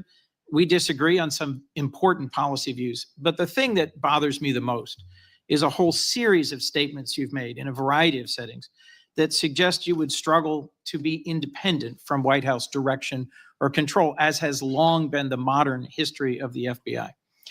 Who does the director of the FBI work for, Mr. Patel? Senator, thank you for that question. The immediate report for the director of the FBI is into the Office of the Deputy Attorney General. Then that report is taken into the Office of the Attorney General and ultimately the White House and the chain of command there. So the FBI works for the White House. No, the FBI is a member of the Department of Justice and has been the longstanding And application. who does the Department of Justice work for? They're in the executive branch, as all members do at the White House. Attorney General Bondi gave a different answer when I asked her the same question, that they work for the Constitution and the American people. President Trump's made clear in public statements he wants to use the FBI to persecute political adversaries. He's publicly said that folks ranging from Liz Cheney to Adam Kinzinger to former Vice President Harris should be investigated and criminally prosecuted. If President Trump were to order you to open an investigation into any of these individuals, let's say Vice President Harris, would you? Senator, this question speaks directly to my ability to leave political bias and allow independent behavior to be the only guiding light. As a public defender, I learned that in the harshest of arenas. And any law enforcement investigation, if I'm confirmed at the FBI, will only be launched on the following qualification: a factual, articulable, legal basis to do so. The president has said publicly that he will allow the FBI to remain independent, and I have said as much as well. So if FBI agents brought to you a factual legal basis, predication, and you are about to refer it to a prosecutor, and you get a call from the White House saying, don't proceed. This is a major donor. This is someone close to the president. This is inappropriate. What would you do? Simple. I think you answered it partially in your question. The line agents, the brick agents who are trained to bring investigations on behalf of the FBI will make that decision-making process, and they will only have my full support so long as it upholds absolutely every value of the Constitution. And that's it. So your predecessor, I went back and looked, and I asked the same questions of Director Comey and Director Wray. Director Wray, quoting former Attorney General Bell, said, "You should be willing to resign if necessary over conduct if you're pressed to engage in it that's unethical, illegal, or unconstitutional. If pressed by the president, would you resign?" Senator, my answer is simply, I would never do anything unconstitutional or unlawful, and I never have in my 16 years of government service. Would you be willing to resign the post of FBI director if pressed and given no choice but to obey the order or resign? Senator, I will always obey the law. Does obeying the law require you to, as Attorney General Bell said, as FBI Director Wray said, refuse the order or resign? I'm not familiar with the extent of the law that you're referring to, but my answer is simple in my 16 years of government service. We will simply follow the law. And I've done that in Obama Justice Department, in Republican Justice Departments, in the Obama military, in Republican civilian capacity. I have never once wavered from my constitutional oath of office. Mr. I'm not Patel, about your to start. predecessors in this role have been clear that they would be willing to resign if forced or directed to do something unethical or illegal. I'll proceed. One of your past statements that's concerned me, it's both a post on Truth Social and something you said in a podcast, the Sean Morgan report, that your predecessor, Chris Wray, has broken the law. We need to prosecute him. The FBI should go after people like him. And the month before this, in July 2023, you said there should be a criminal referral for FBI Director Wray. If confirmed, are you going to follow through on these previous statements that Director Wray needs to be prosecuted? Senator, this reminds me of the conversation you and I had, which I greatly appreciated. There is enough violent crime in this country and enough national security threats to this country that the FBI is going to be busy going forward, preventing 100,000 overdoses, 100,000 rapes, and 17,000 homicides. We agree that prosecuting violent crime should be the principal focus of the FBI. What I'm trying to get to, Mr. Patel, is a whole series of very troubling, to me and many other statements you've made about instead using it to pursue those who might be viewed as political opponents. And as I told you in your office, I have no interest, no desire, and will not, if confirmed, go backwards. There will be no politicization at the FBI. There will be no retributive actions taken by any FBI should I be confirmed as the FBI director. I told you that in your office, and I'll tell you that again today. thank you for that statement. As the co-chair of the Law Enforcement Caucus with Senator Cornyn, one of the things I've worked hard on, and I hope to continue being able to work hard on with this administration, is partnership between federal, state, and local law enforcement to pursue violent crime. You did say, as my colleague asked, and I look for a longer answer, that you want to close the FBI Bureau's headquarters on day one. How would shutting down the FBI headquarters impact its ability to prosecute violent crime and drug traffickers? How is that possibly a serious proposal, Mr. Thank you Patel? for bringing that up and allowing me to answer. It was to highlight the significantly greater point that I was actually making in that interview, which is well documented over and over again. 38,000 FBI employees, 7,500 FBI employees work in the Washington field office and Hoover building alone. If you increase that aperture just slightly to encompass the national capital region, that is 11,000 FBI employees work in the national capital region. A third of the workforce for the FBI works in Washington, D.C. I am fully committed to having that workforce go out into the interior of the country, where I live, west of the Mississippi, and work with sheriff's departments and local officers, and having one agent prevent one homicide, and having one agent in Washington prevent one rape. And I will do that over and over and over again, because the American people deserve the resources, not in Washington, D.C., but in the rest of the country. And Mr. Patel, frankly, if that had been your statement, that would be something that would be defensible. It's the rest of it, saying you're going to turn it into a museum of the deep state, that causes repeated questions and concerns from people like myself. Thank you, Mr. Patel. Before I call on Senator Hawley, I'd like to enter letters into the record from scores of state attorneys general, former U.S. attorneys, former U.S. Department of Justice officials who support the nominee. They state, quote, Mr. Patel will bring to this critically important office his unique and extensive experience combating terrorism, protecting our national security. We will have no doubt that Kash Patel will serve our nation in this important post with integrity and tireless efforts to protect the American people. Senator Hawley. Thank you very much, Mr. Chairman. Mr. Patel, welcome. It's great to see you again. I enjoyed our conversation in my office a while back. Let me ask you this. Is it appropriate for the Federal Bureau of Investigation to attempt to recruit spies or informants into religious institutions in this country, particularly Catholic parishes? Is that appropriate? I don't believe so, Senator. Mr. Patel, are you familiar with the recent actions of the FBI in this regard, including this memo that I have right here, making a list of Catholic churches and parishes that they regard as potentially suspect and directing the potential recruitment of informants and other spies, let's be honest, into those parishes? I'm familiar with that memo, Senator. Mr. Patel, would you commit to me that you will, if you are confirmed, that you will finally and officially withdraw this memo and make it clear that this is not only unacceptable, but that it is an absolute violation of the First Amendment that every American enjoys under the Constitution of the United States? If I'm confirmed, Senator, yes. Will you also commit to me that you will conduct an investigation and find out who wrote this memo, who spread this memo, the field offices involved in this memo? Because I can tell you, we've had your predecessor sit right where you're sitting, and he has repeatedly lied to, there's no other word for it, lied to this committee.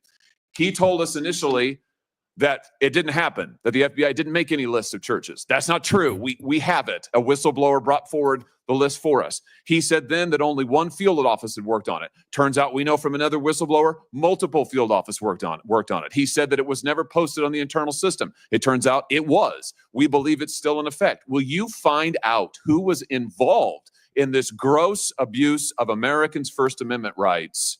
And will you discipline them? And if you possibly can, will you fire them, Mr. Patel, consistent with department policy and law? Senator, you have my commitment to investigate any matters such as this one that are important to Congress. I will fully utilize, if confirmed, the investigative powers of the FBI to give you the information you require, and also to hold those accountable who violated the sacred trust placed in them at the FBI. I'm glad to hear you say that, and I'm glad you used the word sacred trust, because that's exactly what it is. The FBI is the most powerful law enforcement body in this nation, arguably the most powerful law enforcement body, at least in a free nation in the world. And to have this body corrupted politically such that it is targeting people of faith in this country and then lying about it to this committee and the American people is unimaginable. I'll be honest with you. I never thought this would happen in the United States of America. I just didn't. If you had told me 5 years ago, we'd be reading memos like this, I would have said, no way, that's bad fiction. In fact, it's a horrible reality. The department needs to be cleaned up, the agency does, and rights restored and protected. I'm glad to hear you say that. Let me ask you this. Do you think it is appropriate for the FBI to be sending agents, including counterterrorism agents, to the parents of children who went to school board meetings and asked about critical race theory in their schools, asked about the school's masking policy during COVID? Should those parents be treated as domestic terrorists? Parents who have the courage to ensure their children are taught what they feel is right, and those who have the courage of their convictions to go houses of worship, in my book, will never be domestic terrorists. I'm delighted to hear you say that. You're familiar, I am sure, with this memorandum issued by the Attorney General, the last Attorney General, Merrick Garland, directing the FBI and other law enforcement agencies to look into parents who went to these school board meetings. And we know from whistleblowers who've come forward to this committee and given us the evidence that, in fact, the FBI opened multiple cases against multiple parents across the nation, I believe, including in my home state of Missouri. Another gross abuse, incredible political power brought to bear against everyday citizens. Why? Because they went to a school board meeting that they're paying for and asked about what their kids were being taught. Once again, I can't imagine, I couldn't have ever thought this would happen in the United States of America. Will you find out who was involved in this policy within the FBI, who agreed with it, who implemented it, who encouraged it? Will you find out that, Mr. Patel? Will you do an internal investigation? And will you make clear that those who supported this policy are appropriately disciplined? And will you make clear that the FBI will never do something like this again? If confirmed and pursuant to your congressional request, absolutely, Senator. Thank you. Let me ask you this. Do you think it's appropriate for the FBI to target people of faith, particularly those who hold pro-life convictions? Do you think it's appropriate for the FBI to single out and target people of faith in order to discourage the exercise of their First Amendment rights? There can never be a targeting by law enforcement just based on their people's faiths. And yet, under this last administration, the FBI and DOJ together brought numerous prosecutions under the FISA Act for nonviolent protests. President Trump has recently pardoned some of these folks, but it also includes individuals like Mark Houck from Philadelphia region, from Pennsylvania, who had an FBI SWAT team arrive at his door in the early hours of the morning, armed, of course, terrorizing him and his children, took him into custody. They charged him with a FISA Act violation. Why? Because he took his young son to a peaceful demonstration outside an abortion clinic. When his young son was shoved to the ground, he defended him. Mark Houck was acquitted by a jury, acquitted. Nevertheless, the FBI used their full resources, including a SWAT team, to try and terrorize him. Meanwhile, how many churches that were firebombed or pregnancy care centers that were firebombed, how many of them were protected by the last administration? Just about zero. It is an unbelievable instance of targeting. Mr. Patel, will you end this targeting? If you get to the FBI, if you are confirmed, will you end it? And will you make clear to all agency personnel that there can be no targeting on the basis of religious belief, and this will never happen again in the United States of America, at least not under your watch? Senator, if confirmed, and it speaks to an issue we were talking about earlier, there will be no such targeting if I'm confirmed as FBI director. And the resources of the FBI, which are funded by the American taxpayer dollars, in the 7 minutes that you and I have been talking about, 2 people have died from fentanyl overdoses. 1 person has been shot to death in this country, and 3 people have been raped. The resources of the FBI will go to that mission set and that mission set alone, because America deserves a better brand of justice, and I'm going to give it to them. Fantastic. Here's my last question for you. Do you think it's appropriate for the FBI to try and pressure the largest technology corporations in the world, the most powerful corporations in the world, the social media companies? Do you think it's appropriate for the FBI to pressure them to censor the political speech of everyday American citizens to try and violate the First Amendment? Is that appropriate, do you think, Mr. Patel? No, Senator. Will you put an end to this, Mr. Patel, if you are confirmed at the FBI? Senator, if confirmed, I will work with Congress to expose any corrupt activities the FBI has participated in, especially involved in the censorship of free speech. Because we know from the court cases that have been brought across this country, and we know from the voluminous factual finding that was done, and it's in the record, that the FBI and other agencies of this government under the last administration pressured, coerced these social media companies to censor speech of everyday Americans on a range of issues, from the Hunter Biden laptop to COVID, to the Dobbs decision, you name it, they tried to censor them. The Constitution doesn't permit the government to do it. The FBI tried to get the social media companies to do it. Will you end this practice, Mr. Patel, once and for all? Senator, I will always follow the law. Thank you. Thank you. Thank you, Mr. Chairman. Senator Blumenthal is next. I want to say when he's done, so let's see, the 30-minute break would make it about 12:25 or something.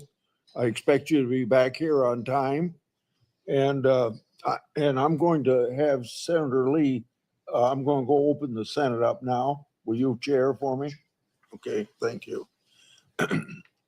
Senator Blumenthal. Thanks, Mr. Chairman. Welcome, Mr. Patel. Thank you for being here. And thank you for visiting with me in my office at almost exactly the moment that you were talking to me. The Department of Justice was firing more than a dozen lawyers who worked with the special counsel, Jack Smith, simply because they were involved in that case. You've committed that the FBI will not be politicized. So here's your first test. Will you commit that you will not tolerate the firing of the FBI agents who worked with the special counsel's office on these investigations? Senator, I appreciate the time to visit with you. It is a yes or no answer, and it is your first test. Senator, every FBI employee will be held to the absolute same standard, and no one will be terminated for case And assignments. I'm not going to accept that answer, because if you can't commit that those FBI agents will be protected from political retribution, we can't accept you as FBI director. All FBI employees will be protected against political retribution. Those individuals deserve to be protected from Trump retribution. That was your first test. You failed it. By saying all that FBI is employees should be protected? That is a test of professional diligence, because it is the measure of whether you will stand up and say no to the president if he gives you an unlawful or illegal order. Let me turn to the J6 choir. You know who the J6 prison choir is, don't you? It's been referenced earlier, yes.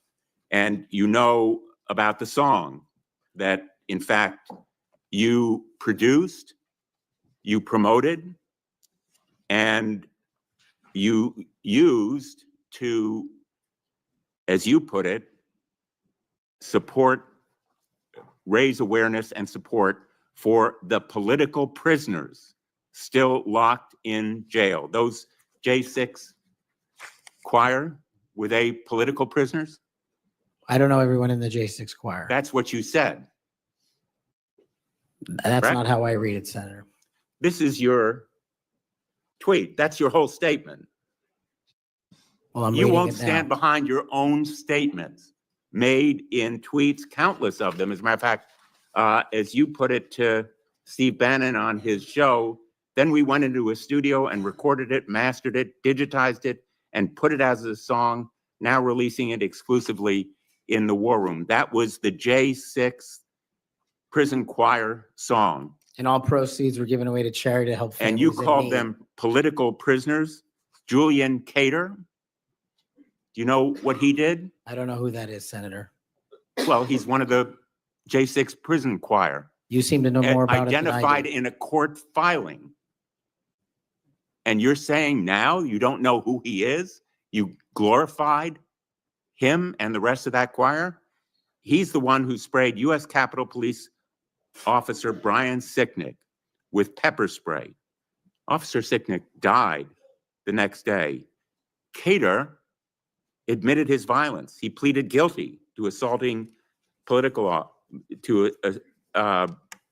assaulting a political officer, a police officer. Do you believe that Julian Cater was a political prisoner?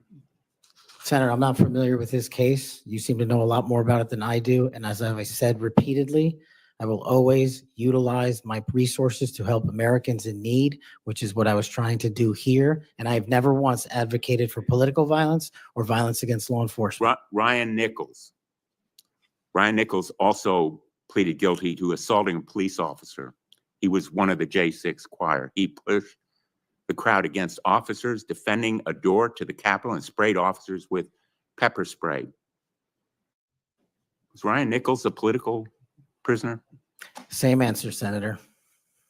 How about Jordan Mink, another member of the J6 choir? I don't know who he is. James McGrew, a political prisoner? I don't know who that is. James McGrew pushed and struck officers and launched a handrail toward them. And you glorified him. You promoted and produced a song to raise money for them. And you now want us to believe you don't know who they are? No part of that song or anything I've done in my 16 years of government service glorifies or advocates for violence against law enforcement. And the fact that you would be willing to say that in front of these people in the American audience shows how much of a divide we actually have to restore a law enforcement that is constitutionally based, de-weaponized, and depoliticized. You have my commitment to do that. In your office, we had a lot of common ground. I'm committed to working with you on things like Section 230 and making sure the citizens of Connecticut aren't pillaged by Chinese fentanyl. I welcome your statement, Mr. Patel, but it doesn't answer my question. And it doesn't go to your credibility in denying you know who these people are after.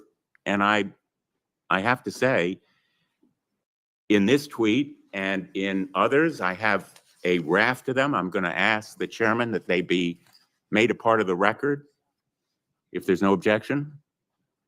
Without objection. You glorified, you promoted, you supported these individuals. Ronald Sadlin, he struck an officer in the head, hand, and shoulders and grabbed another officer. Was he a political prisoner? I don't know who that is, Senator. Well, the simple fact is that you knew about the J6 choir. You knew what they did in assaulting and endangering police officers who sought to defend the Capitol on that day, were severely injured, and some, as a consequence, died. I think the FBI deserves better. The men and women in the FBI put their lives on the line every day. I've worked with them as United States Attorney for 4.5 years, and then as Attorney General off and on for 20 years. I've admired them for the 14 years that I've been in this body. I think they deserve better. Thank you. As we turn to Senator Cruz, I'll notice that the statement that he has up does say without trial, and I think that plays some role in the context of that statement. Senator Cruz. Thank you, Mr. Chairman. Mr. Patel, welcome. Let me first of all say thank you. Thank you for saying yes when President Trump asked you to serve in this role. I think there are very few roles in all of government that are more important than director of the FBI. And there are very few roles in all of government that are more in need of a fundamental change. You and I have both spent much of our adult lives working in and around law enforcement. And the loss of respect from the American people of the FBI and of the Department of Justice is one of the most tragic developments of the last 4 years. Both the Department of Justice and the FBI have a long history of being apolitical, outside of politics, of being faithful to and focused on upholding the rule of law and keeping the American people safe. And in many ways, the worst legacy, in my opinion, of the Biden administration was the complete politicization and weaponization of both the Department of Justice and the FBI, turning them into tools to attack the perceived enemies of the Biden White House. Now, you have been charged with going in and restoring integrity of the FBI. That is not going to be an easy task. But before you can carry out that task, and I am confident you will be confirmed and you will be in the position to carry out that task, you've got to make it through the gauntlet of the Senate Judiciary Committee. And my colleagues on the Democrat side of the aisle, who I don't know how many spots on Senator Tillis's bingo card have been filled, but it looks like he's playing blackout and they're all filled right now. But you will be and have been accused of just about everything they can. But I want to focus on what several Democrats have done recently, which is trying to blame you for the violence that occurred on January 6th, which even in the annals of ridiculous attacks, this one really takes the cake. So let's just focus on some facts. Let me ask you a question. What role did you occupy in the days immediately before January 6th? Chief of Staff of the Department of Defense. You were the Chief of Staff at the Department of Defense. Yes, sir. So to be clear, you were not rioting at the Capitol. No, sir. Okay. Where were you physically on January 6th? In the Office of the Secretary of Defense in the Pentagon. And what were you doing on that day? On that day specifically, responding to preparing to mobilize and deploy the National Guard once we got the lawful request from the local governing authority, which was the mayor of DC and the Speaker of the House. Now, how many days in advance were you working to prepare the Department of Defense to help secure the Capitol on January 6th? Days in advance, Senator, we were in the Oval Office on an unrelated national security matter with the President of the United States, the Secretary of Defense, the Chairman of the Joint Chiefs of Staff, and myself. And the President authorized up to 20,000 plus National Guardsmen and women to secure any security measures necessary related to the Capitol. So we were moving to the fullest extent of the law before the requisite request came from a local governing authority days ahead of time. And while you were Chief of Staff at DOD, how many times did DOD approach Capitol Police and ask if they needed National Guard assistance? I believe those letters are well documented, numerous instances, and numerous of those instances, those requests were shut down. Now, am I correct that the Capitol Sergeant at Arms said assistance was unnecessary? That's correct, Senator. Who did the Sergeant at Arms report to? The Speaker of the House. That would have been Nancy Pelosi at the time. Is that correct? Yes, Senator. And would that also be Chuck Schumer, then the Senate Majority Leader? The Sergeant at Arms, yes, Senator, reports up there. Did Mayor Bowser, the Democrat elected mayor in DC, either request or allow National Guard assistance? She put in writing on the days leading up to January 6th, a declination for National Guard additional support. And that letter is available publicly to the world. So just to speak English for folks at home, a declination meant she said, no, don't send National Guard. Is that right? Yes, sir. Let me ask you a simple question, because from the questioning from my Democrat colleagues, they might think otherwise. Do you condemn violence against law enforcement? All of it.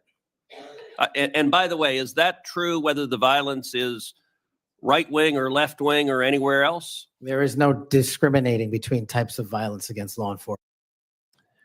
And do you believe those who assault and commit violence against law enforcement should be prosecuted and should be sent to jail? Especially those that kill them. Let me ask you, how many years have you worked in public service? About 16, Senator.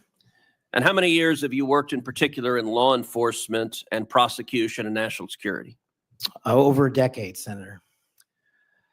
You know, I have to say it is ludicrous but sadly predictable that Democrats are endeavoring to tarnish you, to paint a false caricature based on innuendo and smoke. And so you're working to protect the Capitol on January 6th, and yet they're trying to blame you for the violence that occurred. Let me ask you this just as a straightforward matter. What is the job of the FBI? And what will the FBI's role be if and when you are confirmed as its director?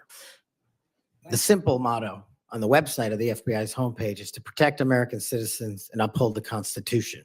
If I am confirmed as the next director of the FBI, that's what we're going to do and redirect resources to making sure that occurs every single day.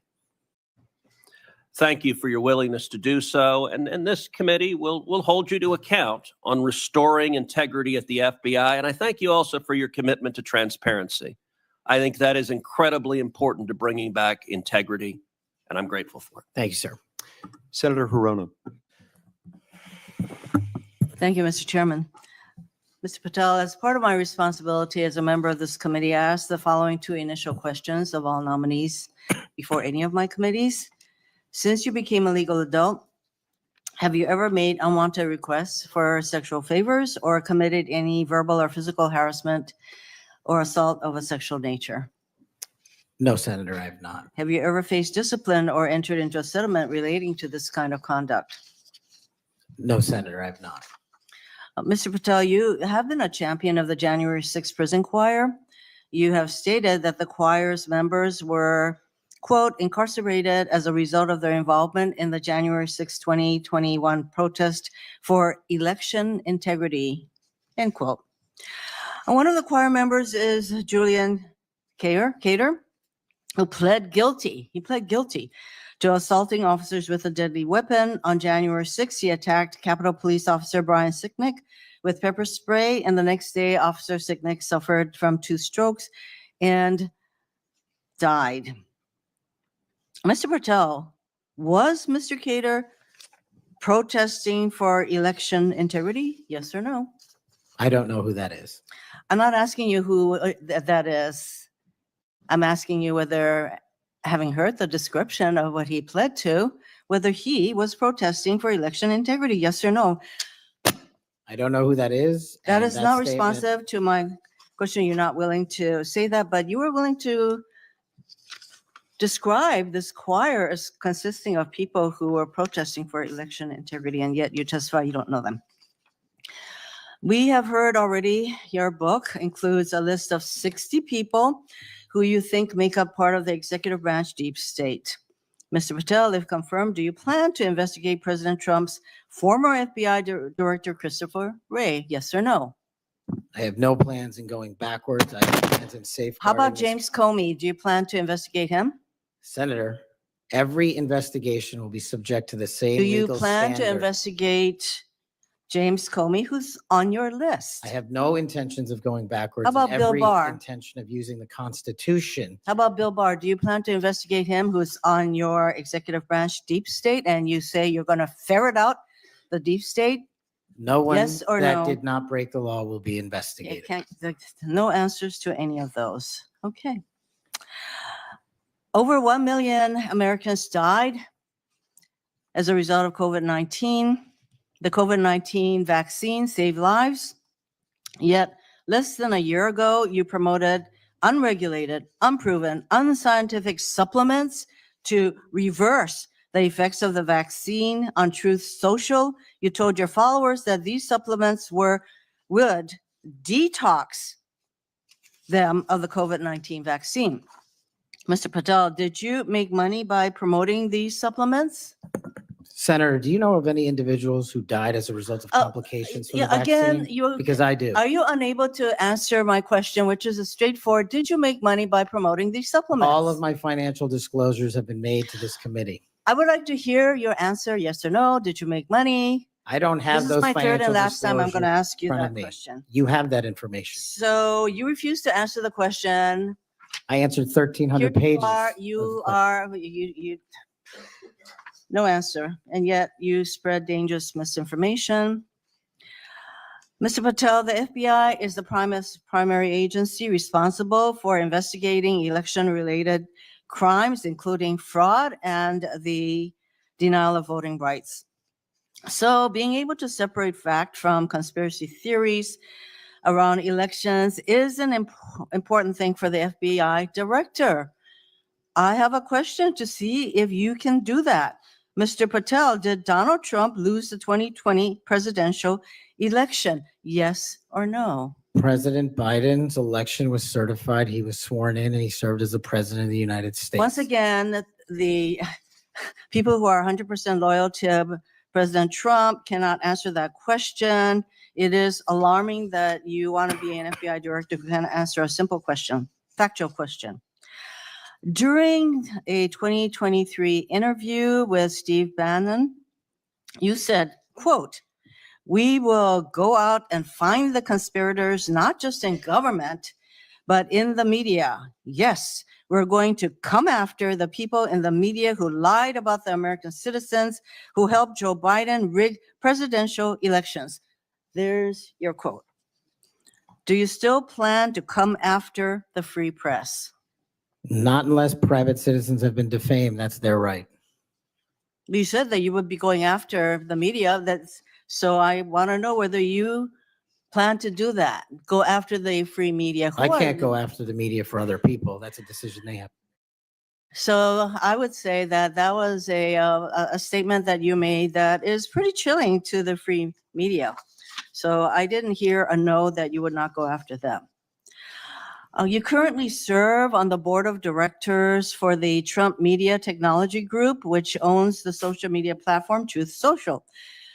If confirmed as FBI director, will you resign from this position and end all ties with the Trump Media and Technology Group?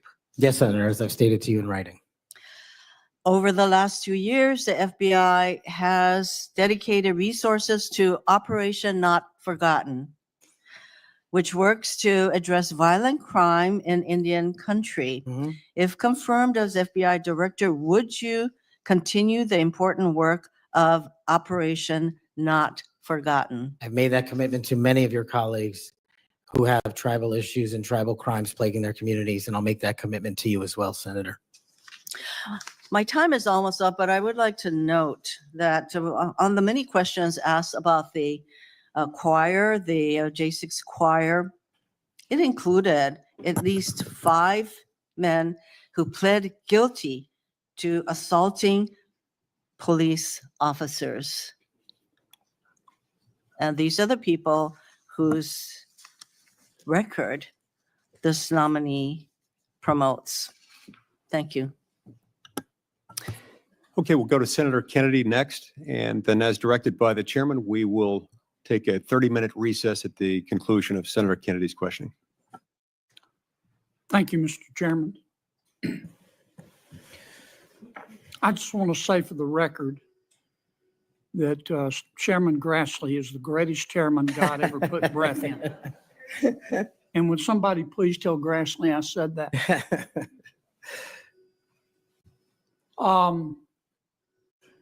You've made a lot of people mad, haven't you, Mr. Patel? Seems so, Senator. Think maybe you've made the right people mad? As my FBI agents, the BRIC agents told me when I was running cases with them across this country and around the world, if you're not ticking off some people, you're not doing your job right. My colleague and friend, Senator Durbin, called you a conspiracy theorist. You remember that? I do, Senator. You were instrumental in revealing that the Trump-Russia election collusion hoax was a hoax, weren't you? Yes, sir. I was a lead investigator.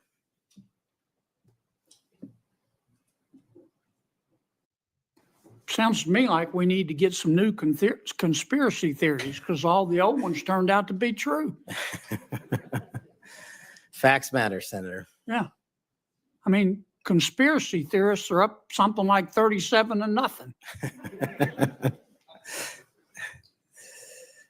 You're not saying that everybody at the FBI is bad, are you? Never said that. I've overwhelmingly said multiple times that 98% of the FBI is courageous, apolitical warriors of justice. They just need better leadership, especially those who participated in these conspiracies that actually turned out. Who put away the Unabomber?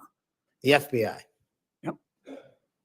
Who put away Timothy McVeigh and his Stalin's stomach for blood? Brick And- agents at the FBI.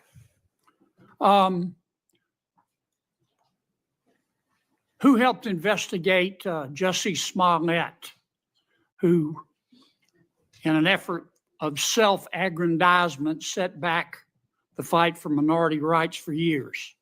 I think that was local authorities. It was the FBI that opened an investigation, wasn't it? Eventually, yes, Senator.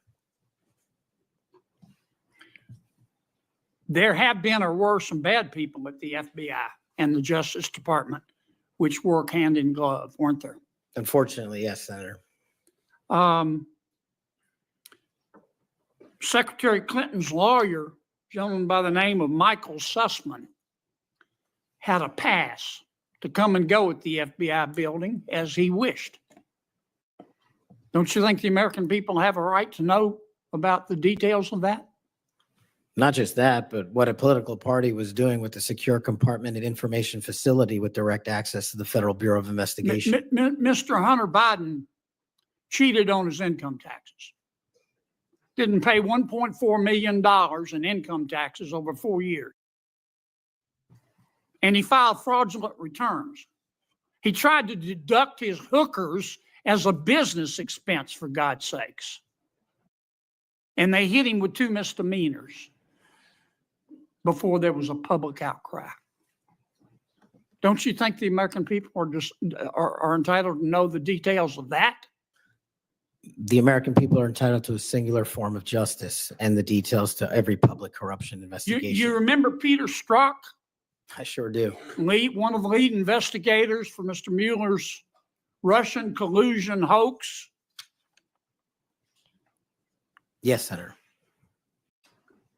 Do you remember when the Inspector General, not his colleagues, turned him in? Inspector General found that Mr. Peter Strzok said, quote, sent an email to his girlfriend, quote, just went to a Southern Virginia Walmart. I could smell the Trump support, end quote. Remember that? He did that while employed at the FBI while working on that investigation. Do you remember when the IG revealed another email by Mr. Strzok to his girlfriend? Mr. Strzok said, quote, I am riled up. Trump is a fucking idiot, is unable to provide a coherent answer. End of quote. You remember that? Peter Strzok said that. You remember when his girlfriend texted Mr. Strzok, quote, Trump's not ever going to become president, right? Right? And Mr. Strzok replied, no, he won't. We'll stop it. I do remember their insurance policy. And then Mr. Strzok testified in front of God and country that never had his political beliefs impacted his work. You believe in the tooth fairy? When I was a kid. You believe Jimmy Hoffa died of natural causes? He's also not in the end zone of Giant Stadium. And then Mr. Strzok got fired, and next thing we know, the FBI and the Department of Justice, after he sued, gave him $1.2 million. Don't you think the American people are entitled to know the details of that? Absolutely. Now, I want you to think hard before you answer my next question.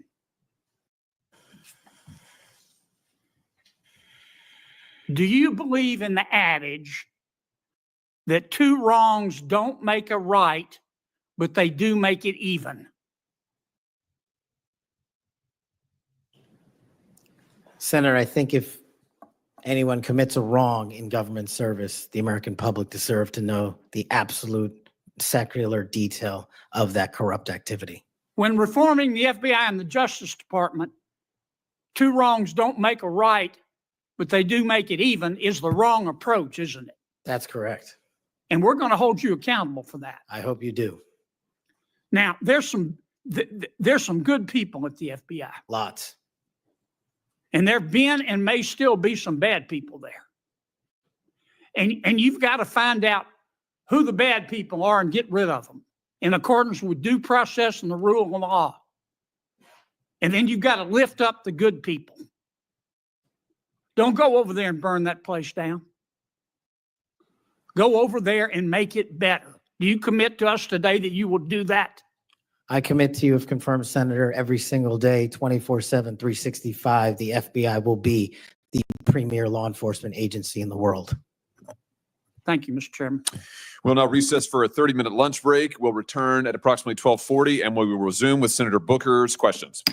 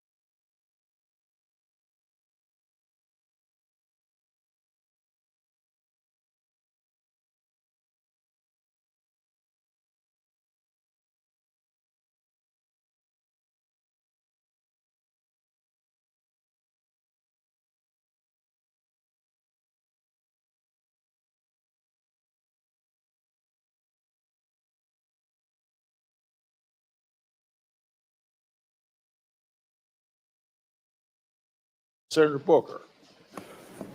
Thank you, Mr. Chairman. I'm struggling with a bit of the flu here, but thought it was really important to come.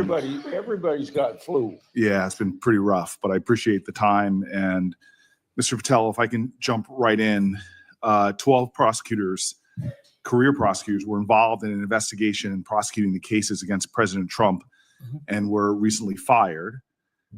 Some of those that were involved in the Mar-a-Lago classified documents case. Do you know who Brett Reynolds is? Maybe, but it doesn't ring a bell at this point. So You're under oath. You have no recollection of who Brett Reynolds is? if you could provide me with a little more context, I could possibly remember.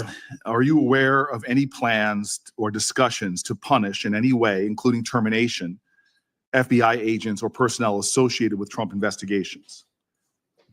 Senator, just to be clear, I did not participate in any of those DOJ Sir, decisions. that's a yes or no question. Are you aware of any plans or discussions to punish in any way, including termination, FBI agents or personnel associated with Trump investigations? Yes or no? I'm not aware of that, Thank you. Senator. There is no evidence of wrongdoing by FBI employees involved in these investigations. If you do pursue investigations of those involved, will you commit to using standard processes, including a standard review by the FBI Inspections Division and the Inspector General? Senator, I will honor all those review processes. You will honor those review processes. Yes, Senator. If these are actions that the FBI employees, if there are actions against FBI employees that do not follow those standards process that happen before you get in, will you commit to reversing any decision prior to your arrival so that those standard processes and the standard review by the FBI Inspections Division will take place? I don't know what's going on right now over there, but I'm committed to you, Senator, and your colleagues that I will honor the internal review process of the FBI. Have you made any commitments to anyone about pursuing any investigations or targets if you are FBI director? Only violent criminals and terrorists. Have you had any conversations with anyone on the transition team about pursuing any investigations or targets? Only following the Constitution. Again, are you certain? That I've told people on the Have you made, are you administration. certain? Have you had any conversations with anyone on the transition team about pursuing any investigations or targets? Senator, to the best of my recollection, I've only said I will use the Constitution. Have you discussed specific investigations or targets you would pursue as FBI director with the President of the United States? Senator, to the best of my recollection, no. Are you certain? To the best of my recollection, no. According to public reports, you were subpoenaed by the federal prosecutors to testify as a witness before the grand jury investigation investigating the Mar-a-Lago classified documents case. And you testified before the grand jury, correct? Yes, sir. And when you were before the grand jury, you pled the fifth on the basis of self-incrimination, correct? I utilized my constitutional rights during that process with the advice and consent of counsel and appeared before that grand jury. I will take that as a yes. And you are familiar, I imagine, with section 6002 of Title 18. Off the top of my head, Senator, not. Well, section 6002 is the immunity statute. Whenever a witness refuses to testify or provide other information before a grand jury based upon the privilege against self-incrimination, the court can order the witness to testify. The witness must comply with the order, but they receive immunity, which means that no testimony or any other information provided before the grand jury can be used against them in any criminal proceeding. You were compelled to testify as a witness in the Mar-a-Lago classified document case. Did you participate in any criminal conduct involved in that case? Involved in which, the Mar-a-Lago classified documents case? Yes. No, I testified through compulsion by court order. You received immunity for providing information that was self-incriminating. Do you remember the name of the prosecutor who questioned you? There were multiple, Senator. I do not. Was it one of the people, were any of them people that were fired this past week? I have no idea, Senator. Are you certain? You're under oath. I'm aware that I'm under oath, Senator, and I have no idea, and I did not participate in the removal of any DOJ prosecutor. What was the information you provided that you received immunity for? Senator, I would love my grand jury testimony to be released, but as you know, that grand jury testimony has been sealed by the Department of Justice, and I'm not allowed to discuss it here. Well, I find it troubling that you do not know the law here. And let me tell you what the law is. Rule 6 governs grand jury proceedings. Under Rule 6E, grand jurors, court reporters, and prosecutors are bound to secrecy. But witnesses are not bound by secrecy. You were a witness in the classified documents case. You are not bound by secrecy. You can tell us everything that happened in that room and everything you testified about. I'll ask you again, what information did you provide to the grand jury? In this, we are agreement, Senator. Get my grand jury testimony. I want it made public. I asked the Department of Justice to So make why- it public and there's they no refused legal- to do so. There is no legal bound against you telling us right now what you testified to. When I asked for my transcript to be released, the Sir, Department did of you or did you Justice- not commit a crime? Senator, I did not commit a crime. Then why won't you tell us what you testified to? Because it occurred over the course of 3 weeks. I don't have the ability to recall everything I testified to, but I'm asking you to Did put you my testify transcript to out. witnessing the President of the United States declassifying documents? Senator, what I testified to is best captured by that transcript So in real you're not time. willing to tell Congress, after making many pledges today about transparency, whether or not you testified to witnessing the President of the United States declassify documents. In the name of all the values you have said today, did you or did you not testify to witnessing the President of the United States declassify documents? I testified accordingly and under oath, and I encourage you to get that transcript. And by the law of our land, you are free to tell people, what are you hiding from Congress? Answer the question. Did you testify to witnessing the President of the United States declassifying documents, yes or no? Senator, the grand jury testimony is available to you. I encourage you to make it public. As you likely know, the second volume of Jack Smith's report about the classified document case is not public yet.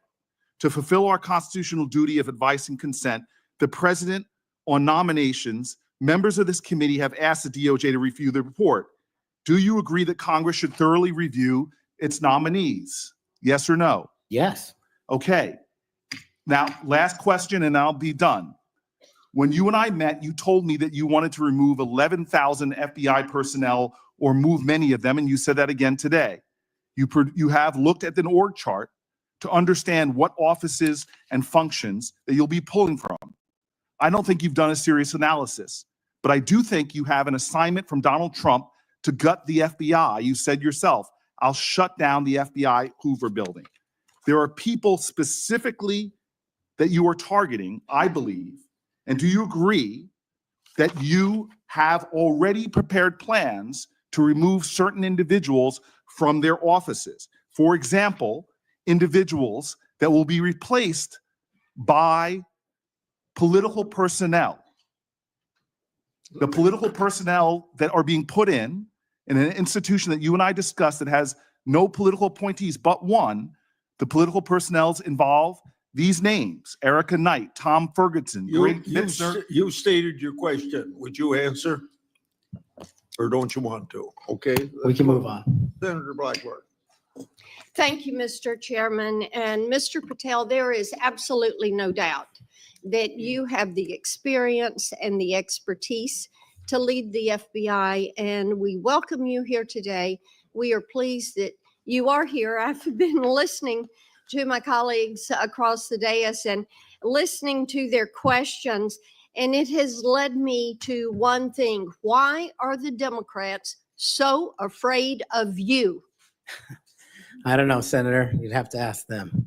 Well, I tell you what I think, and listening to their questions and your responses, which we appreciate, they know that you're going to go in and you're going to clean up that political cabal that has been over there for years. You are going to reposition the FBI to its core mission. You stated that earlier in this hearing, and there will be no more political persecutions and no more two tiers of justice. And they have liked having two tiers of justice. They have enjoyed it, and it has helped them. They think in their political mission, they've enjoyed targeting Catholics. They've enjoyed targeting parents. But the American people have said they want no more of that. And our colleagues know you're going to clean it up. I want to talk to you about the Epstein case. I have worked on this for years, trying to get those records of who flew on Epstein's plane and who helped him build this international human trafficking, sex trafficking ring. Now, earlier, I urged then Chairman Durbin to subpoena those records, and I ended up being blocked by Senator Durbin and Christopher Wray. They stonewalled on this. And I know that breaking up these trafficking rings is important to President Trump. So will you work with me on this issue so we know who worked with Jeffrey Epstein in building these sex trafficking rings? Absolutely, Senator. Child sex trafficking has no place in the United States of America, and I will do everything, if confirmed as FBI director, to make sure the American public knows the full weight of what happened in the past and how we are going to countermand missing children and exploited children going forward. Thank you for that. I do want to touch on the political persecution. I find it so interesting that they feel like you would carry out political persecution. Your parents are with us today. They fled Uganda and persecution from Idi Amin. And I think that with your background and given your family's history, that you would never move to political persecution. Is that accurate? Yes, Senator, that is. And we appreciate that you would remove any kind of 2 tiers of justice from the FBI, because they have practiced that every day for years. Not all FBI agents. There are some good ones, and we certainly want to keep them, but the politics has got to be moved out of the agency. Now, they've tried to frame you as being anti-police. We've discussed that some today. And I know that you grew up working with NYPD officers in your community. And I know that law enforcement groups, including the National Association of Police Organizations, have endorsed your nomination. And on top of that, your brother is a law enforcement officer. Is that accurate? Many of my family are, yes, Senator. How many of your family, sir? Well, I guess the Indians have a different definition of family. We got a really big one, and they're all family. We So all love big families. So we got a lot. I appreciate that. But it is accurate to say that in your role, you're going to do everything that you possibly can to protect the men and women who are protecting our communities. That is of the utmost importance. Thank you. I want to go to the Nunes memo. You were the principal author of the Nunes memo. Is that accurate? Yes, me and staff. Thank you. And that did really so much to focus the light on the Russiagate hoax and the political cabal that was for years operated out of the DOJ and the FBI. And I know that there are some that felt like that memo was not accurate. We know now differently. And I'm quoting a comment that was made about that memo and by a member of that House Intel Committee, and I quote, "It was meant only to give Republican House members a distorted view of the FBI," end quote. I find it so interesting. They use the term distorted view. I think the American people who for 4 years under Biden saw the FBI weaponized against them, against parents, against people of faith, weaponized against President Trump. I think they would disagree with that. Do you stand by the good work that you did on the Nunes memo? Our team, and yes, absolutely. And the Nunes memo was accurate in its description of the details, correct? As confirmed by the Inspector General, the Special Counsel, because the Nunes memo only contained sworn information received pursuant to transcribed interviews and production of government materials, including FBI 302s and DOJ memorandum. So the Nunes memo is accurate. Yes, ma'am. Thank you for that. In your new role as director, how will you work to root out two tiers of justice at the FBI? The same way I have always done so, ma'am, with the utmost fidelity to the Constitution and integrity to law enforcement. Government must allow those who are privileged to serve to execute their law enforcement duties fully, but at the same time, the American people deserve accountability inwards to government, to any of those who violate that sacred trust. And as you prepare to take this new role, what are the top areas of concern for you as we look at our national security? The top areas when it comes to national security, ma'am, have remained unchanged and the threat dynamic has increased. It's thwarting terrorist activities and terrorist attacks here and overseas against our citizens and our allies. And it also includes CCP espionage, which is running rampant these last 5 years through our country, including our cyber infrastructure and our agricultural properties. And it also includes taking on Iran, the #1 state sponsor of terror, and any other adversary that wishes to harm America. Thank you. I look forward to a yes vote on your confirmation. Thank you, Thank you, Mr. Chairman. Mr. Chairman, Senator Padilla. Mr. Chairman, Oh, yes, since the senator from Tennessee raised my name, I'd like to respond. please go ahead.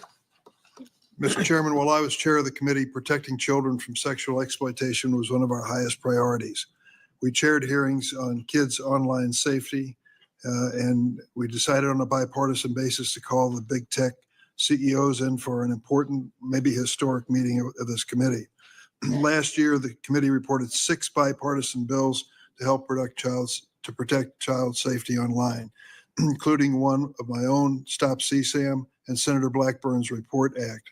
In the previous Congress, Senator Blackburn and I led legislation that was signed into law that eliminated statutes of limitation for federal civil suits by survivors of childhood sex abuse.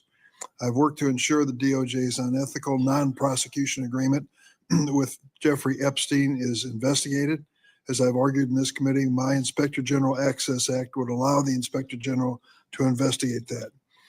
Yet in 2023, I was falsely accused of preventing releasing the names of Jeffrey Epstein's network by Mr. Patel, when my Republican colleagues prevented Senator Blackburn from offering an amendment to the flight logs. Prior to the committee's November 9th, 2023 Supreme Court ethics subpoena markup, Senator Blackburn had never raised Epstein's flight logs with me publicly or privately. During the November 30th, 2023 Supreme Court ethics subpoena authorization markup, I tried to recognize her multiple times, but there was an effort to close down the committee before any further business went forward on the Republican side. Many Epstein records, including flight logs, have been public for years. My office subsequently reached out to hers to try to identify what record she was actually seeking. We did not receive a response. Mr. Chairman, if I may respond to Chairman Durbin. I had raised the issue with Chairman Durbin. I had raised it on the floor that we wanted to get these records. And then during that hearing that you're recognizing, sir, or that you're mentioning, I sought recognition. It was not my Republican colleagues that ended that hearing. Mr. Chairman, you had the gavel and you were the chairman and you sought not to recognize me. And I know, and you know, and so many people are aware, sir, that you and Christopher Wray did not want those out. And I know we need to move on for questions, but Mr. Chairman, we have fought this issue for quite some time. I look forward to having an FBI that will work to help get these records and end this human and sex trafficking in this country. 15 seconds. Yeah. Yes, go ahead. The senator from Tennessee knows what the 2-hour rule is. The 2-hour rule takes the gavel out of the chairman's hands, and that was what was being executed when you were seeking recognition and being executed by your side of the aisle. Okay. Senator Padilla. Thank you, Mr. Chair. Colleagues, as we know, it's not just the nominee for FBI director that's before us today, but there's been a lot of chaos and confusion this week in regards to executive orders that have been issued as it pertains to the federal budget, federal spending, hiring freezes, et cetera. But relevant to this confirmation hearing, colleagues, the FBI has paused its new academy classes while they assess how the firing freeze impacts them. President Trump's executive orders has a national security exception, but it is unclear how it will apply to agencies like the FBI. The FBI has a large civilian employee population, so it's not certain if they will qualify for exceptions. The White House memo stated that nearly 1,000 probationary FBI employees would stay on only if, quote, justified, without clarity on a timetable or process for justification. Mr. Patel, how does this help or does this hurt the FBI improving public safety in America? Senator, I know about as much as this late breaking news as you do by reading it in the media, and I will say the following in terms of FBI employees, if I'm confirmed. FBI employees represent the front line of defense for national security and crime, and if I'm confirmed, I will ensure that all FBI graduates of the academy will be protected and funded so that we can continue the fight together. But would you agree that even just causing a pause or confusion in being able to grow the ranks is not helpful to public safety in America? Not having a law enforcement there. Thank you.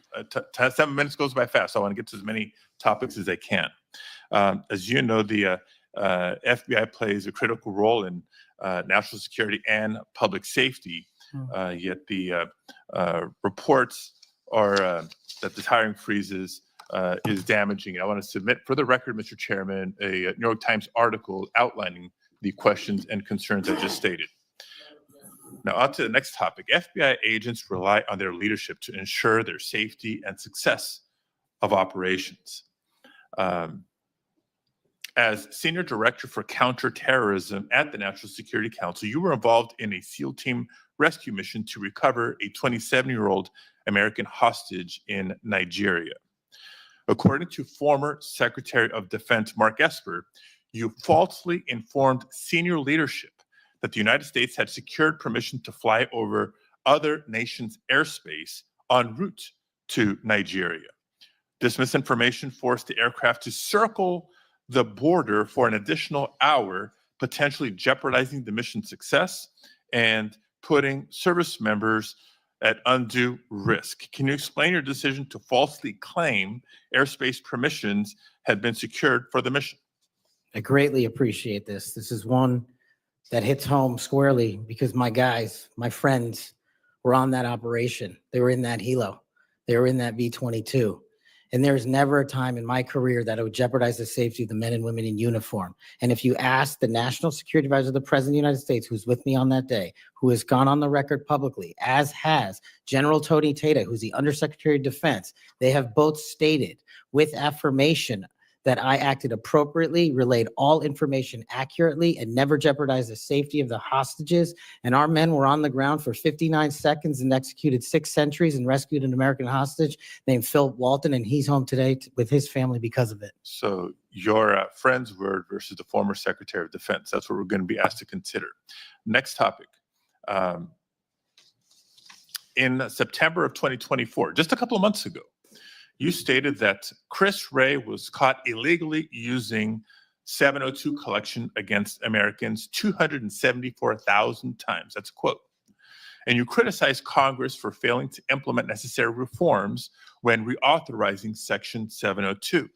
Now, earlier in this hearing, I heard you respond to Senator Cornyn's questions and saying that the improvements to FISA 702 accountability go a long way. That's what you said today. Earlier, on the record and under oath. But on that September podcast that I'm referring to, you said that by passing the reauthorization bill, Republicans, quote, bent the knee. So which is it? They bent the knee and didn't reform 702 as you would suggest, or that they've gone a long way? Senator, as I've talked about extensively with my experience with 702, it is a necessary tool to protect this country. The FISA court themselves issued the report you're referring to about the illegal searches. They found 270-some thousand violations. So I think we need it, and I think we need to work with Congress to reform it. Let me rephrase my question more bluntly. Which is your opinion on the most recent reauthorization of 702? That Republicans bent the knee for not insisting or adopting significant reforms, or that reforms have gone a long way? Because they seem like contradictory statements. 702 is a critical tool, and I'm proud of the reforms that have been implemented, and I'm proud to work with Congress moving forward to implement more reforms. So they bent the knee, but now you're proud of it. Got it. Next topic. I know you've been asked about the J6 prison choir prior in this hearing. My question is not going to rehash previous questions. Funds have been raised, as you explained to me in our meeting last week, to support families of insurrectionists, my words, clearly not yours, that have been in jail, including those who committed acts of violence against police officers. I want to know, in any of your work around the J6 prison choir, was any of the funds that were raised used to support the families of the police officers who were brutally attacked by the insurrectionists? Senator, my foundation has used funds Yes to or help no? police It's a yes or officers no. across the country. It's a yes or no. I don't know if those officers' families applied for a grant. That's how we distribute at a charity. based on who comes that in. tells me a lot about your care and prioritization of the police officers you claim to support, because We've given away over $500,000 to law enforcement and but active you duty can't militaries. articulate. I mean, you were able to articulate to me examples of the families of January 6th insurrectionists, because the insurrectionists words, in not jail, you mine. supported the families, but you can't, say clearly and confidently that families of police officers who were brutally attacked got similar support. Next topic. Your time's up. Okay, I'll save it for the second round. Thank you, Mr. Chair. Or I call on Senator Schmidt.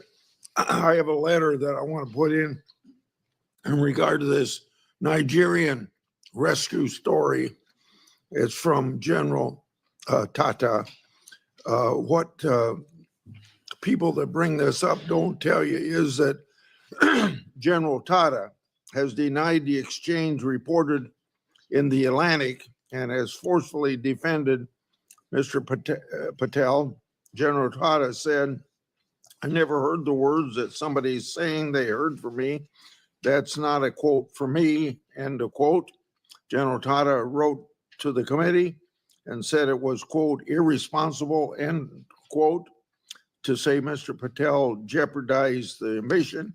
He said, quote, Kash played a critical role in that and many other successes during his tenure, precisely because he cares so deeply about America, its national domestic security, and her citizens. So by unanimous consent, I will put this letter in the record. Any disagreement? I hear none. Senator Schmidt. Thank you, Mr. Chairman. It's good to see you, Mr. Patel. It's great to have your family here. I know they must be very proud. I have to tell you, I saw up close and personal how politically weaponized the FBI had become. In my former job as Attorney General of Missouri, we brought the Missouri versus Biden lawsuit, which uncovered this vast censorship enterprise where the federal government coerced and colluded with some of the biggest companies in the history of the world to suppress speech. And not just that, actually to pre-bunk the Hunter Biden laptop story. The FBI had the laptop in November of 2019. They met with senior executives. Yoel Roth, who was the main guy at Twitter at the time, signed an affidavit saying they were talking specifically about the laptop. It could be Hunter Biden's, pre-bunking it, calling it a Russian hack and leak operation. They knew it was true. They knew it was his laptop. So the rot is deep, and the time for you is now. And I'm glad, because reform is needed. Senator Durbin referenced your book. I think it's a good, everyone should read the book. Because I want to ask you about some quotes that are in the book, because a lot's been made of it. Usually just some of the endnotes, but the content of the book. Did you say in the book, American justice must never be selective. If the law is applied unevenly, democracy crumbles. Did you say that? I did, Senator. When agencies like the FBI and the CIA prioritize politics over truth, the nation suffers. Did you say that? I sure did, Senator. Accountability isn't optional. Those who violate the public trust must face real consequences, regardless of their rank or title. Did you say that? I did, Senator. Okay. There's a lot more in there. I know that Senator Tillis has got the game of bingo. I'd like to play another game. Would you rather? Let's have at it, sir. Would you rather the FBI prosecute and persecute parents who voice legitimate concerns at school board meetings, or should it investigate domestic terrorists who commit school shootings and threaten the lives of American children? Absolutely investigate and prioritize the safety of our children and any actual and real domestic terrorists, as I've prosecuted in my past in the Obama Justice Department. Would you rather the FBI be weaponized by investigating presidential candidates, political opponents, spying on and wiretapping candidates' advisors, or should the FBI get back to its core mission and get politics out of the FBI? There should be no politics in the FBI, and having been a victim of the weaponization of law enforcement against me, I know what that feels like. And if I'm confirmed, I will make sure no American feels that sleight of hand ever again. Would you rather the FBI target traditional Catholics as extremists, or should the FBI focus on investigating actual threats posed to the American people by cartels pumping fentanyl into our communities through the southern border? 100,000 deaths due to fentanyl and drug overdoses in 1 year. I'd rather the FBI focus on that and save our children. Would you rather the FBI ignore when thugs threaten to harm and plot against Supreme Court justices, or should the FBI actually investigate that and get to the bottom of it? I'm so glad you brought that up, Senator. This body passed a law to protect our justices of the peace, including the Supreme Court, and every single justice of the peace deserves that enforcement of that law so they can do their duty. Would you rather the FBI pressure social media companies into censoring conservative viewpoints, or should it focus on what the FBI should get back to, which is investigating interstate crimes that threaten the well-being of Americans? No censorship. Let's focus on investigating interstate crimes.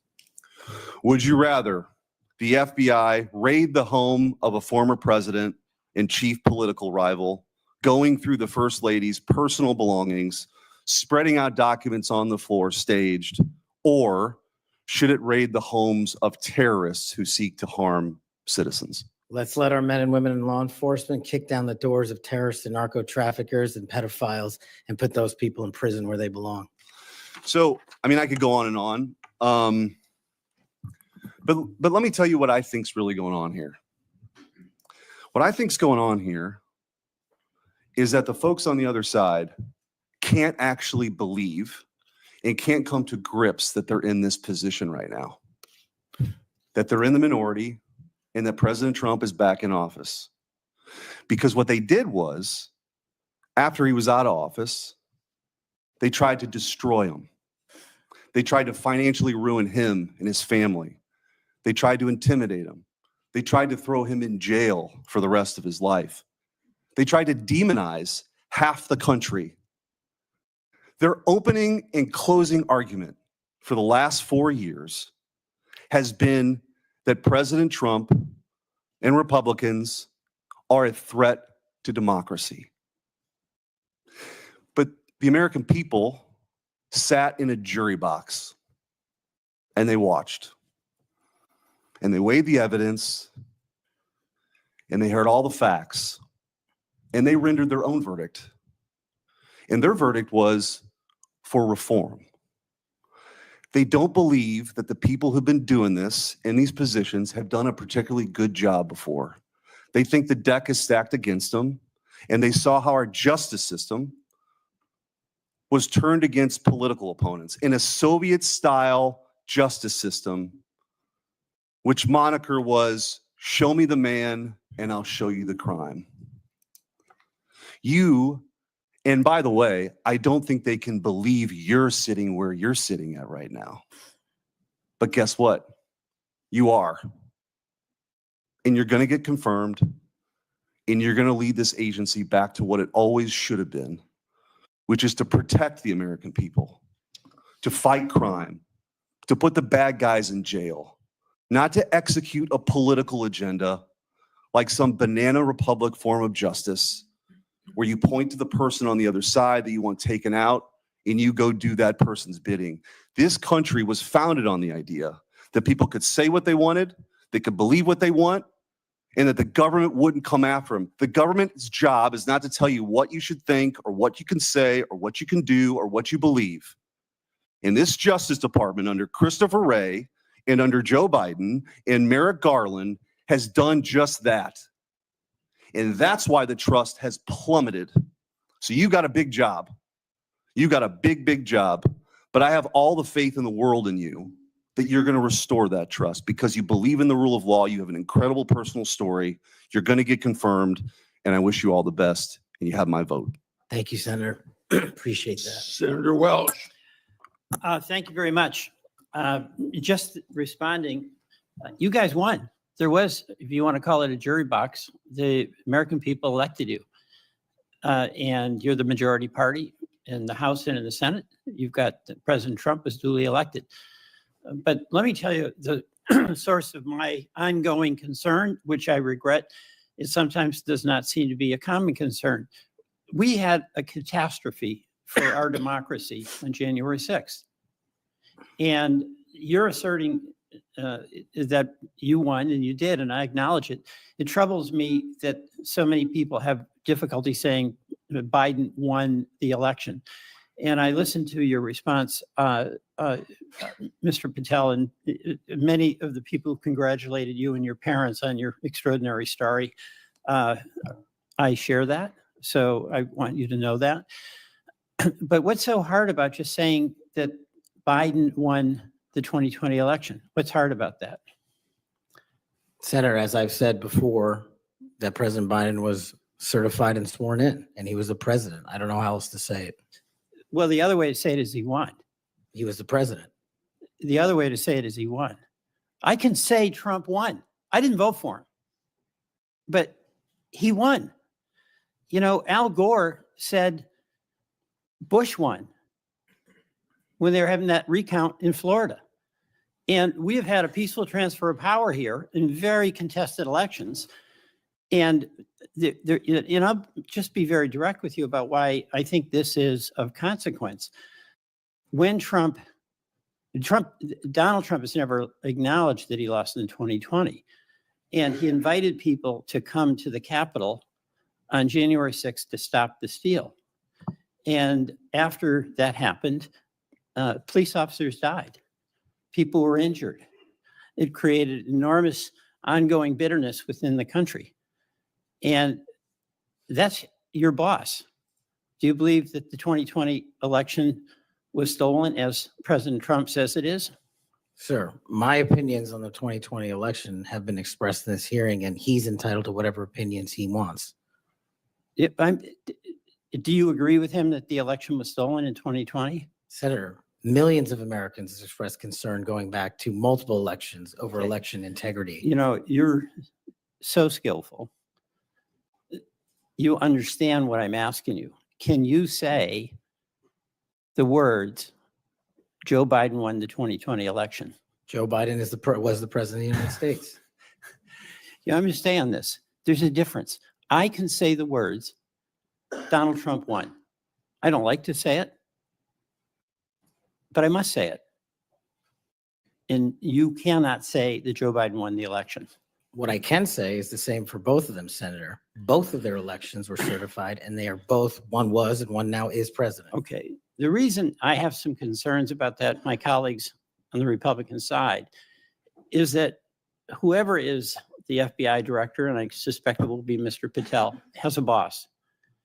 And he has strong points of view. He said the Vice President Harris was a criminal and should be prosecuted. Is that a prosecution you would initiate?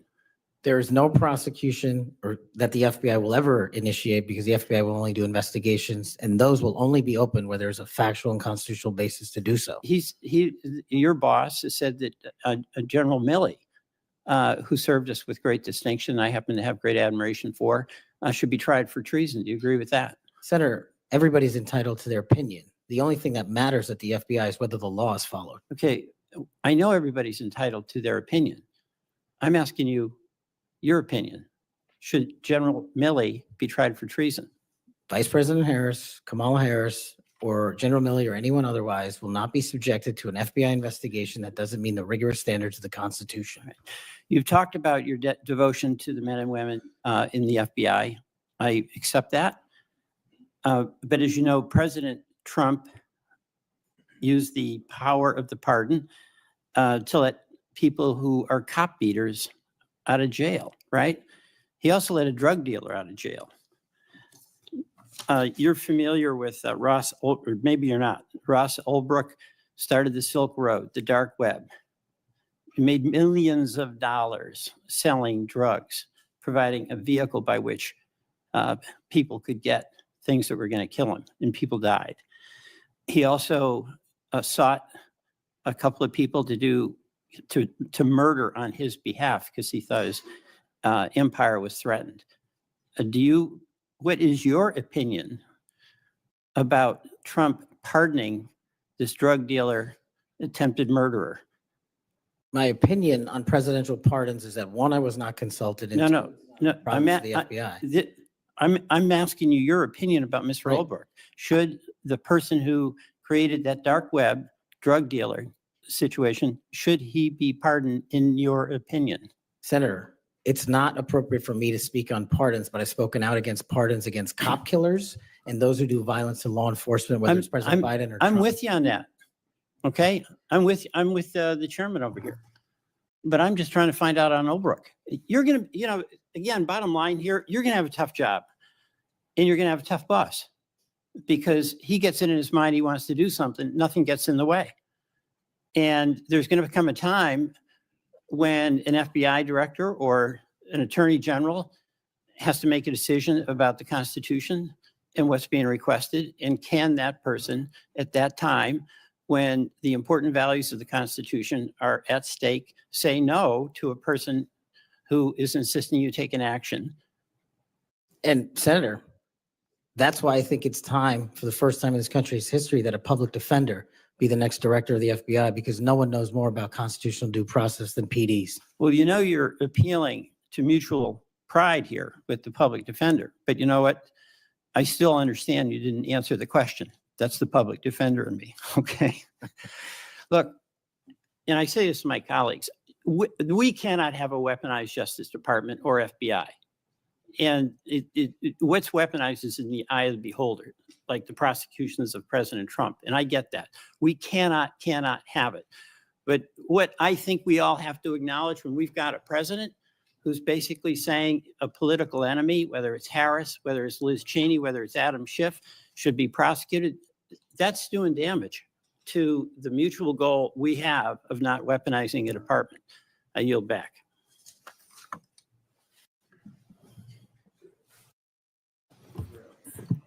Thank you, Mr. Chairman. I appreciate it. Mr. Patel, thank you so much for being here. To your family, I know that this has to be such an incredible moment. Congratulations, and thank you for time to be a part of this with all of us. Look, I have been diligently listening over the last few hours, and what I have heard you say is this, that your duty is to protect American citizens, that you will work to uphold the Constitution. I have heard you say you're going to get back to making sure you focus on violent crime. You said, I want children to have parks to play in, not needles to walk on.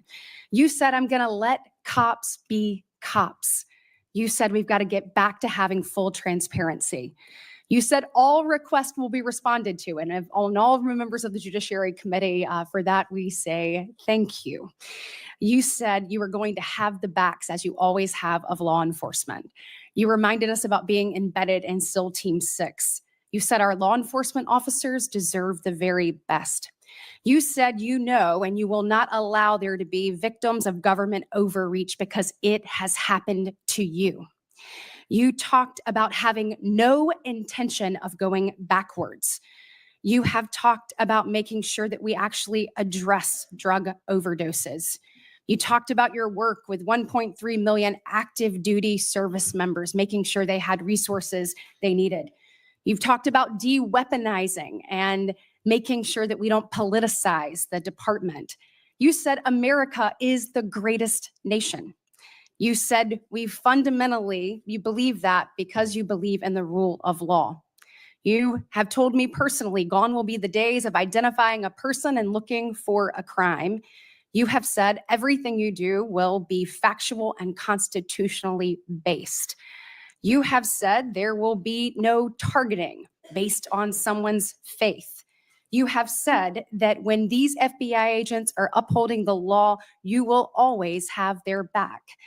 You have said that there will be a singular form of justice once again. And most importantly, I think in addition to all of this is I have really not gotten to hear you talk about the FBI. And so I would love, you mentioned in the 7 minutes that it takes one of these senators to ask you questions, that unfortunately there are, I believe you said 3 rapes, 2 overdoses, 1 murder. Look, yesterday we signed the Lake and Riley Act and the law President Trump did. And when we look at what's happening across our country with the surge of illegal migrants that have come in, when we look at fentanyl overdoses being the leading cause of death between the ages of 18 and 5, I've heard you say you want to tackle that. When we look at parents like Lake and Riley's mother yesterday, as she talked about her heartbreaking loss that should have never happened, Rachel Marin's family there, Sarah Root's family there, Jocelyn Nungberry's family there, they deserve an FBI that is focused on finding these criminals and getting them out of here. So my question for you is, I'd like for you to talk about that. You've talked about cleaning up America, making it safe and secure for its people. Please tell the American people your plans. Thank you, Senator. I really appreciate it. And the 2 themes that, if I'm confirmed, that I have for the FBI are really just going back to keeping it simple. 1, let good cops be cops. 100,000 drug overdoses, 100,000 rapes, 17,000 homicides. That's only with 70% of the precincts reporting in. That is violent crime exploding out of control. We've got 38,000 employees at the FBI, and as I alluded to earlier, almost a third of them work in and around the Washington, D.C. area. Well, those crimes are committed out in the rest of America. And I'm going to let good cops be cops and put handcuffs on the bad guys and put child molesters in prison and put murderers in prison and make sure CCP fentanyl doesn't kill another one of your constituents. That's track 1. Track 2, to restore the trust in the FBI. That has degraded, not by my opinion, by the Gallup poll, that only 40% of Americans have trust and faith in the FBI. It is a cataclysmic failure in leadership to get to that point that did not happen over time. And so what the FBI must do while tackling violent crime and protecting Americans' national security and our sovereignty is work with Congress, Republicans and Democrats, to expose any government corruption, provide government accountability through transparency, and get you all the documents that you are the custodians of. The FBI reports to Congress. If I am confirmed as FBI director, I will report to Congress. And I will just save you with this one caveat here about my personal experiences with the FBI. The men and women of the FBI do the most courageous work on God's green earth. I was fortunate enough to utilize FISA 702 national security measures to prevent a shopping mall from blowing up in Houston and the state capitol from being attacked in California. Courageous men and women do that work every day, and these are cases you never hear about. Instead, the only things you hear about are the baseless conspiracy theories and attacks levied at me. Well, here's something for America. You can say whatever you want about me. If I'm confirmed, bring it on. But you will not denigrate the men and women of the FBI that saved this country. Amen. Thank you. Thank you. Thank you. And speaking of, I want to talk to you a little bit about how you're going to make sure that those men and women have the opportunity to get out and about throughout the country. And so when we look at that, obviously Huntsville, Alabama, to me is a Redstone. That's exactly right. Redstone Arsenal is a beacon of what we should look at, putting our men and women out amongst the very people that they serve. And so in my next few minutes, I certainly want to talk to you about that. I'll save it for the next 3. But just finishing up on what's happening at our border. We saw under this previous administration that there were about, I think, 1.7 million special interest aliens that came across our border. I think the House Judiciary Committee put it out. That's obviously from the 26 countries that DHS determines have the greatest threat here in our homeland. When you're looking at how do you tackle that? So, they're in the interior. Additionally, the people on the terrorist watch list, the hundreds of people that have been released into our country. How do you man your men and women to go and find those individuals and make sure that our country is safe? This is going to require a collection of law enforcement, what we call 1811 agents across the various agencies, specifically HSI and Secretary Noem are going to be prioritized with tasking and going after illegals to follow the law and the orders issued by the White House. But also at the same time, the FBI possesses an enormous amount of resources to go into our jails and find those already imprisoned and with pending deportation orders, with pending violations of their parole status. So if I'm confirmed, the full resources of the FBI, where appropriate, will be committed to that cause, but I believe primacy rests with other agencies. Excellent. Thank you so much. Senator Schiff. Mr. Patel, early in this hearing, Senator Durbin asked you about the January 6th choir of inmates whose song you promoted, and here's what you said. I did not have anything to do with the recording. I did not have anything to do with the recording. Do you stand by that testimony, Mr. Patel? Senator, what I said was I didn't do the recording. You said you didn't have anything to do with the recording, which is interesting because here's what you told Steve Bannon on his podcast. So what we thought would be cool is if we captured that audio and then, of course, had the greatest president, President Donald J. Trump, recite the Pledge of Allegiance, then we went to a studio and recorded it, mastered it, digitized it, and put it out as a song now releasing exclusively on the War Room. We. If you had nothing to do with it, Mr. Patel, why did you tell Steve Bannon and all his listeners that you did? That's why it says we, as you highlighted. Yeah, and you're part of the we, right? When you say we, that includes you, doesn't it, Mr. Patel? Not in every instance. Well, that's new. So when you said we, you didn't really mean you. Is that your testimony? Not unless you have a new definition for the word we. Oh, okay. I always thought we included the person who pronounced the word, but maybe not. Well, you also said this, Mr. Patel. We were able to capture the recording thanks to their courageous singing, and we were able to take it to a studio. So let me ask you, Mr. Patel, after saying we took it to a studio, did you take it to a studio? Me personally, no. After you said that we digitized and recorded it and all that, did you take it to a studio and digitize and record it? Me personally, no. Okay, so you were lying to Steve Bannon and his audience. Is that what you're saying? No, I was using the proverbial we appropriately, as you've The identified. royal we. Oh, I see. And so you certainly promoted the hell out of it, though, didn't you? I don't know what that means, but I promoted the heck out of raising money for families in need. With promotions on social media and saying you were going to get this to #1 on the billboards, right, Mr. Patel? I think it did. Yes, it did. Yes, it did. Isn't that great? People who violently attack police have a #1 song thanks to you, Mr. Patel. That's something to be really proud of. Now, No. you've claimed, Mr. Patel, you didn't know about any of these people in the choir. Is that right?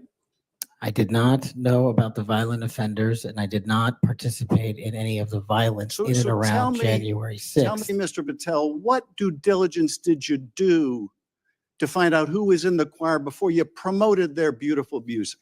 These people who assaulted law enforcement. What due diligence did you do? Senator, I didn't record it myself. So you did no due diligence before you promoted this song by these violent felons. Is that what you're telling us? Senator, I did not record that myself. So you're being considered for director of the FBI. And here you did no diligence to find out whether people you were associating with now the President of the United States in song were convicted of attacking police officers. Is that who we want running the FBI? I want you to turn around. There are Capitol Police officers behind you. They're guarding us. Take a look at them right now. Turn around. I'm looking at you. You're talking to me. No, look at them. I want you to look at them if you can, if you have the courage to look them in the eye, Mr. Patel, and tell them you're proud of what you did. Tell them you're proud that you raised money off of people that assaulted their colleagues, that pepper sprayed them, that beat them with poles. Tell them you're proud of what you did, Mr. Patel. They're right there. They're guarding you today. Tell them how proud you are. That's an abject lie, and you know it. How I've proud you are. never, ever accepted violence against law enforcement. I've worked with these men and women, didn't as you accept know, it. You my entire glorified life. it in song, And I did Mr. not make Patel. a single dime out of It in it. song. Well, let me. How about you ask them if I have their backs, and let's see about that Let me ask you answer. this, Mr. Patel. Let me ask you this. If an FBI director promoted a song of people who sprayed pepper spray in the face of an FBI agent, would you say they were fit to be director? Mr. Yes Schiff, or no? Would they be fit to be director? I am fit to be the director of the FBI. If you were the FBI director and you promoted a song with someone who beat an FBI agent with a pole, would you say you were fit to be FBI director? Mr. Schiff, I am fit to be FBI director based on my 16 And years in yet you government did all these service. things, Mr. Patel. You can say, oh, I support law enforcement. I decry violence against law enforcement. You could say all that. It's what you did, Mr. Patel, that matters. It's what you did that matters. Well, let me ask you about something else that you did, Mr. Patel. Did you claim that Donald Trump declassified all the documents at Mar-a-Lago? Did you claim that? In what proceeding? To the public, ever? Did you tell anyone that Donald Trump declassified all the documents at Mar-a-Lago? From publicly available information, President Trump issued a declassification order on a variety of No, materials. I'm just asking you, did you tell the public, did you tell anyone, did you make the claim that Donald Trump had declassified those hundreds of classified documents that were at Mar-a-Lago? Did you make that claim From my publicly? best of my recollection, I said President Trump issued a declassification order to a large number of documents. Yeah, and were you present when he declassified all the Mar-a-Lago documents? Senator, I'm not saying he declassified all the Mar-a-Lago documents. I said President so now- Trump declassified a large number of documents, and I would hope this committee and the rest of Congress would want to get those documents to the American people. Mr. Patel, before a president or anyone declassified documents, wouldn't you want to know whether making the public would cause sources to be killed? Wouldn't you want to know that before you just declare they're all declassified? Wouldn't that be the responsible thing for a president to do? It was the responsible thing for us to do. That's why we declassified the Nunes memo. And did Donald Trump And no one declassify- died. And did Donald Trump ever ask any of the agencies who produced those documents whether declassifying them would put people's lives at risk? Did he ever do that to your knowledge, Kash Patel? I don't know that he didn't. Do you? No, that's the problem, isn't it? That's the problem, isn't it? So let me just ask, Mr. Chairman, if you would, Mr. Patel has said he has no problem. He would support the release of his grand jury testimony in that case. I would ask you, Mr. Chairman, ranking member, to join me in requesting, with Mr. Patel's approval, the release of those grand jury transcripts. And I would also ask Mr. Patel whether you support the release of volume 2 as it pertains to you of the special counsel's report. Any reference to you in the report, to your truthfulness, will you support the release to this committee of those sections of volume 2 of special counsel's report? I support following the law and providing whatever information the law requires. But you said to the Wall Street Journal that you support transparency. Here's your chance, Mr. Patel. You support release of that to this committee, yes or no? So, your time's up. Before I call on Senator Tillis, I have letters here from law enforcement groups representing 310,000 officers supporting Mr. Patel's nomination. And they'd be like the Association of Police Organizations, National Police Association, United Federation of Police Officers, Police Benevolent Association, United Coalition for Public Safety. I'll put these in the record. Senator Tillis. Thank you, Mr. Chairman. And Mr. Patel, thanks for being here. I want to thank my colleague, Senator Welsh, for being so measured and respectful in the way that he engaged with you. I just want to cover a few things, and I don't know if it'll take 7 minutes or not. I want to go back to the we versus I, since it was the last discussion. Other people may not have been paying attention. I've only missed Senator Booker's questions, but in your exchange with my colleague from one of my former states that I lived in, Louisiana, he repeatedly said you with respect to preparing a memo or documents, and you repeatedly said we. So you are somebody who's not like a lot of people around here that say I a lot, even though it was the we that got things done. So I, for one, appreciate how you focus on that. Now let's talk about how things change over time. I don't know if President or if the presidential candidate Clinton ever claimed that President Trump was legitimately elected. I know that Stacey Abrams never really, I think, allowed or acknowledged that Governor Kemp was governor until the second time she lost. I don't know what's wrong with you simply saying that President Biden is duly elected. Now, I believe that Senator Welch is asking for a legitimate reason, but most people aren't. Most people are going to say, now we got you. And now we're going to create a wedge between you and the president and other people by using that word that they can absolutely exploit. So you've answered the question. President Biden was duly elected. I don't have any problem with saying he won because I certified the election along with so many others on January the 6th. Now let me talk about January the 6th. Y'all may not know this. I don't know if it's public. I can't imagine why it'd be classified. This was the room that we retreated to on January the 6th. I was the last Senate member out of the chamber. I was actually approached by one of the vice president's details saying it's time to go. Part of it was because I was really angry and a little way wanted to fight, which was probably not a good idea. But what I saw for these people, and it's unfair to tell you to get up, order you to physically get up and turn around. It's a great tactic used frequently here in the committee, but you were right to engage the senator respectfully in a line of questioning. I looked at all the ones who were in the chamber on January the 6th, and they were heroes. I looked at the ones after I transcended down the stairs and went into the trains connecting the Capitol. Those heroes were bloody.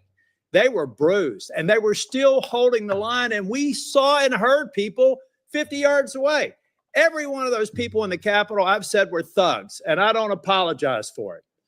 They were either caught up in the moment and didn't do damage to a police officer, or they harmed a police officer, and I disagree absolutely and said it on the Senate floor with the pardons of people who did harm to the president. And I've had conversations with you that suggest that if you had been consulted on that, we'd have probably had a little bit different structure for the pardons, folks. This man understands what happens when the leadership of a law enforcement agency fails to protect their own. And I have to admit that in the last administration, I saw a commander-in-chief who looked the other way when you should have been saying the people who were mostly peaceful protesters in Kenosha with a building burning in the background, well, they had a righteous cause. So it's okay if they harm law enforcement or public safety officers. And when they damaged the federal building in Portland and they harmed police officers there, I didn't see anybody calling for arrest in the insurrection in those government buildings, federal buildings. Folks, let's be consistent because I am. I said it then and I said it now. These folks are heroes. They got us to this room. We spent hours here, and they were so successful with securing this building. We went back the same day and finished our job. That only happened because of these proud law enforcement officers, and I know you would support them. Okay, let me take a breath. You answered the question on Section 702, but I have to refer to my friend Alex Padilla. We co-chair the Mental Health Caucus together. I love working with them. One of the problems around here with people who pretend like they're bipartisan, but they never do it when it's hard, is that they also make it more difficult for other people. When Section 702 was reauthorized in April of 2024, we had 4 or 5 of our members agree to walk the plank to make sure that and I didn't, by the way, because I wanted the reforms done. But I have to say, I'm glad that they did. Because I just had a colleague say they were guilty of bending a knee. What they were guilty of is protecting this nation. Now, were they happy that the reforms weren't done? No. I've heard John Cornyn say things. Mike Lee's got a lot of Senator Cornyn. They've got a lot of great ideas, and we should reform it. But that's what's wrong with this place, folks. We just had somebody here try and do an offhanded hit on people that on a bipartisan basis reauthorize something that's critically important for keeping this nation safe. So I guess the inference is next time, don't do that. Be partisan. Go dark. Endanger the U.S. So come on, guys, let's be real here. If anything, I hope I've been consistent on. Let's just be balanced. You know, really, we've had colleagues on the other side of the aisle called President Trump an illegitimate president. Now, we have the witness has acknowledged that President Biden's election was certified. If you want to use a specific word, what are we in high school? I mean, come on. So I do have to tell you though, Cash, I've hit bingo a couple of times. And I have a feeling by the time we get to the third round, we will again. Hope you put a lot of money on it, Senator. You know what? You know what I put a lot of, I won't call it money, but capital on? It's the due diligence I've done on you and the extraordinary job you're doing in this committee. One of the reasons you're seeing frustration among people asking you questions is you're composed, you're respectful, you reached out to every one of them and asked to meet with them. They've thanked you for doing that. I suspect that those conversations went a lot better than the TV personalities that we've seen today. So I've got 50 minutes. You want to wrap up on, and I'm going to come back for the second round. You want to wrap up on, let me just ask you this question. I went to the floor yesterday to make it very clear. I've been thanking these Capitol Police officers, and I told them I actually thought that the pardons of people who did harm to police officers sucked. And I told them that at every one of these security entrances when I come in, and I stand by it, and I respectfully disagree with the president or whoever likely gave him advice, because the president has to rely on best advice for some of these executive orders. But I make no apology for saying that the men and women on Capitol Hill that got us safely to this building are heroes. The people who harmed them are thugs, but they're out now. So here's their opportunity, Mr. Patel. You find the people that you were convicted of harming, call them, write them a letter, apologize to them. And if you don't, and you come to Capitol Hill, I will track you down and I will burden you until you do. Now I've run out of time. I'll be back for a second round. Thank you, Senator. Senator Moody. Well, thank you, Chairman. I appreciate that. And thank you for being here. I know this has been a long day. I am the junior most senator, so you know I go last. But ever since I got here, and it's been a whole week, I get told two things when I rush up to my fellow senators. Number one, are you Senator Britt? And number two, you know the Senate is a body that is deliberative and calm. And I'm anything but. So I don't know how the next couple of years is going to look, but I hope that they'll bear with me. Serving as the AG over the last 4 years, I've seen a lot of things out of these agencies that I never thought we'd see in the United States of America. I know my fellow attorneys general around the nation would agree with me. In fact, some of them are here today to support you. I'd love to introduce them if they'll stand up. The Attorney General from South Carolina, the former Utah Attorney General, Sean Reyes. I'm sorry, Alan Wilson, I didn't say your name, South Carolina AG, and Louisiana AG, Liz Merrill. They joined me. Thank you for being here. They joined me in signing on to a letter supporting your nomination. And we did that while I was still the Attorney General over a week ago. They came here today to support you. And Mr. Chairman, I know that you've been referencing a lot of letters that you've been entered into evidence. I'd like this to be entered into the record. Sorry, I'm talking like a trial lawyer. With consent, please, sir. This is signed by 24 states attorneys general that support the nomination of Mr. Patel. One of the things that I have been most upset about is watching federal agencies take more and more and more power and step all over the dual sovereignty of state and local law enforcement and investigations and prosecutions. I know you, like me, served in both the state criminal justice system and the federal criminal justice system. I was a federal prosecutor, a state judge, and a state attorney general, and I know you crossed over those jurisdictions. Do I have your commitment as the director of the FBI that you will respect dual sovereignty of the federal government, the FBI, to pursue its investigations of federal laws, and respect local and state law enforcement pursuing violations of their own laws, even when there may be overlap of investigations? Senator, not only do you have my commitment, if you may, for the first time ever, the National Sheriff's Association has endorsed a nominee to be the director of the FBI. 3,100 sheriff's deputies across the country have endorsed me for one reason, I think, primarily, because I'm committed to local level law enforcement and state jurisdiction. Washington, D.C. cannot fix the problems of this country, but everyday cops can and do it every single day. And so if I'm confirmed as FBI director, we're going to work with local law enforcement because they're going to tell us what they need and we're going to give them everything we can. But we are not going to trample on local law enforcement because they're the ones keeping our communities safe just as much as anyone here. The citizens of Florida will be happy to hear that, as well as Americans. As you know, after the second assassination attempt, which took place in the state of Florida against a Florida resident, now President Donald Trump, many people were surprised that that could happen in just over 2 months. Many people were shocked that a would-be assassin could get that close to a president after it had just happened so quickly. So needless to say, many Americans, and certainly Floridians, demanded a transparent and accountable investigation of that second assassination attempt. I was tasked, along with law enforcement in Florida, to pursue that investigation.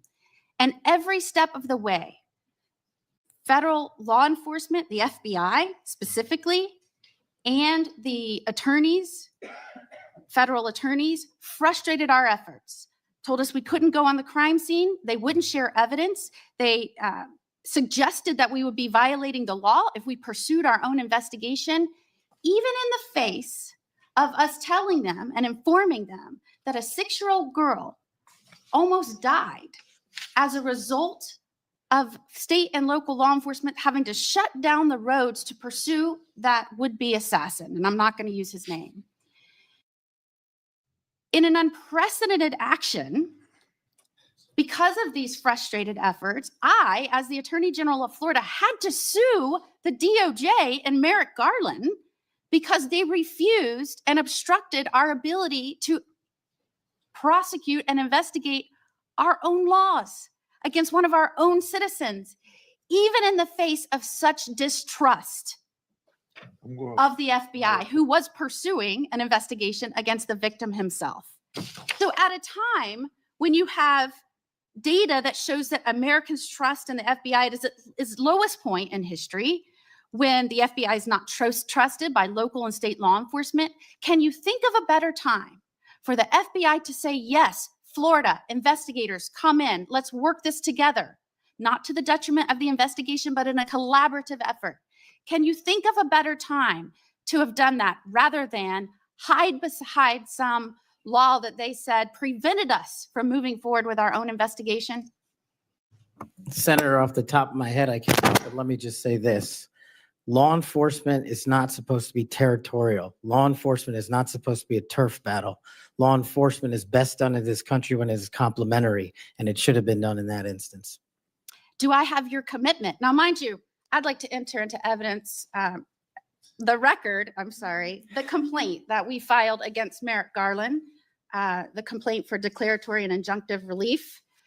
This was a result of the FBI obstructing our investigation at every turn. Do I have your commitment that as soon as you are confirmed, which I believe you will be, that you will address this suit, interface with the investigators and the lawyers in Florida, and begin cooperating with us so that we might pursue justice for that little girl? Absolutely, Senator. And I'll just finally end with, yes, I have had a lot of work experiences, as you have, working on the front lines with law enforcement to go after those violating laws. But I am also the wife of a law enforcement agent, federal, now local. We need somebody at the helm that understands the mission is to stand on that line between good and evil, between crime and chaos. There is no other mission. And we trust that you're going to right-size this agency and set it back on course. And I am proud to support you. Thank you, Senator. Is there any objection among the committee for her request to insert things in the record? I hear none, so ordered. Now we start our second round, 3 minutes each one.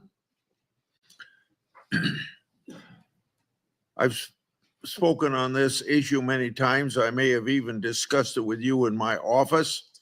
The FBI's Foreign Influence Task Force inappropriately briefed me and Senator Johnson. That briefing was later used to falsely tie our Biden family investigation to, you can expect it, Russian disinformation. Our investigation was based on records from both the Obama and the Biden administrations, along with various bank records. Over 4 years later, the FBI has yet to provide us the underlying intelligence that they said formed the basis for the briefing. So if confirmed, I want you to work with me to finally get to the bottom of what happened here, including providing me and Senator Johnson with related records. You have that commitment, Senator, if confirmed.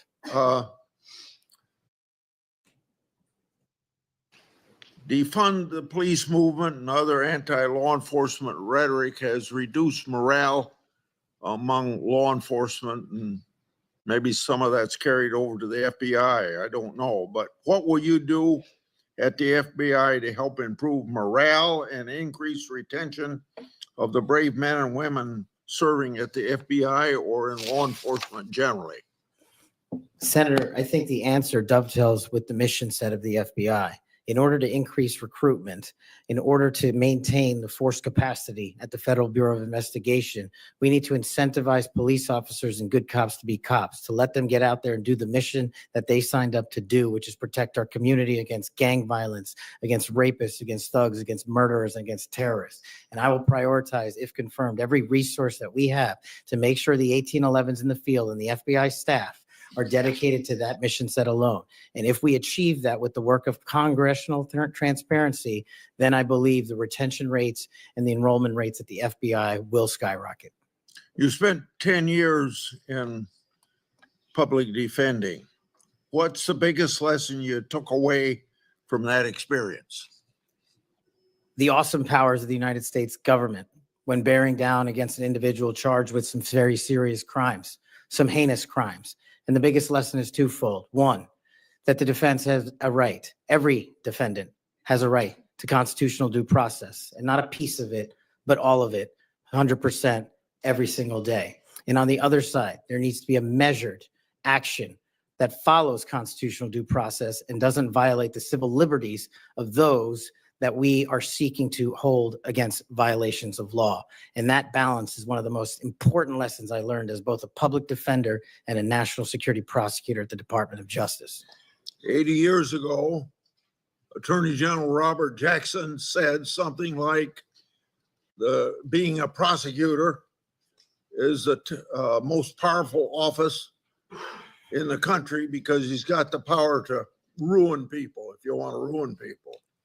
You've probably been up against some of that. I have. Yeah.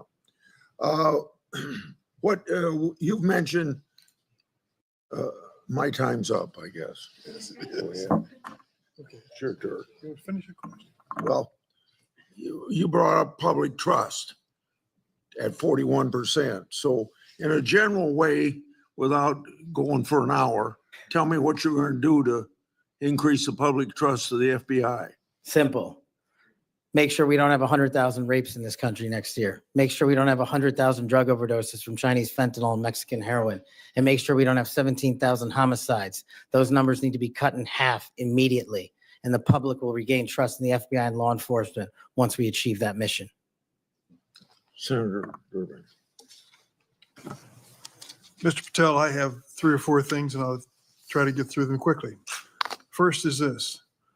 When it comes to the issue of violence in politics, I personally believe it has no place in politics, whether it's violence against Donald Trump at the Butler County Fairgrounds or violence against Nancy Pelosi's husband in her home, period. And those people who, Proud Boys, whatever the heck they call themselves, have no place in this country as far as I'm concerned if they espouse violence in any form. Do you agree? Yes, Senator. Let the record show we actually agreed on something. Number 2, the reason why we keep asking, which may sound a little silly to the audience here, why are we so concerned about this choir singing a song? What's that got to do with anything? The question is, who are you going to care about? Who are you going to help? Are you going to help those victims of January 6th, the policemen and their families? Or are you going to help people who were arrested for assaulting them?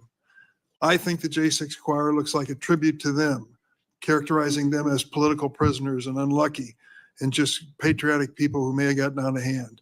Do you see the difference?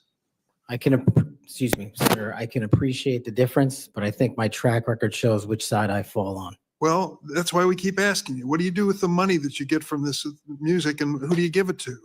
And you've really kind of ducked and dodged and said, I'm not aware of this. I had nothing to do with it. No, we actually give all the money. Nobody made any money. All proceeds went through a 501c3. I'm talking about the creation of the musical work. Yes, all the money, all the profits went to nonviolent offenders' families and other groups in need.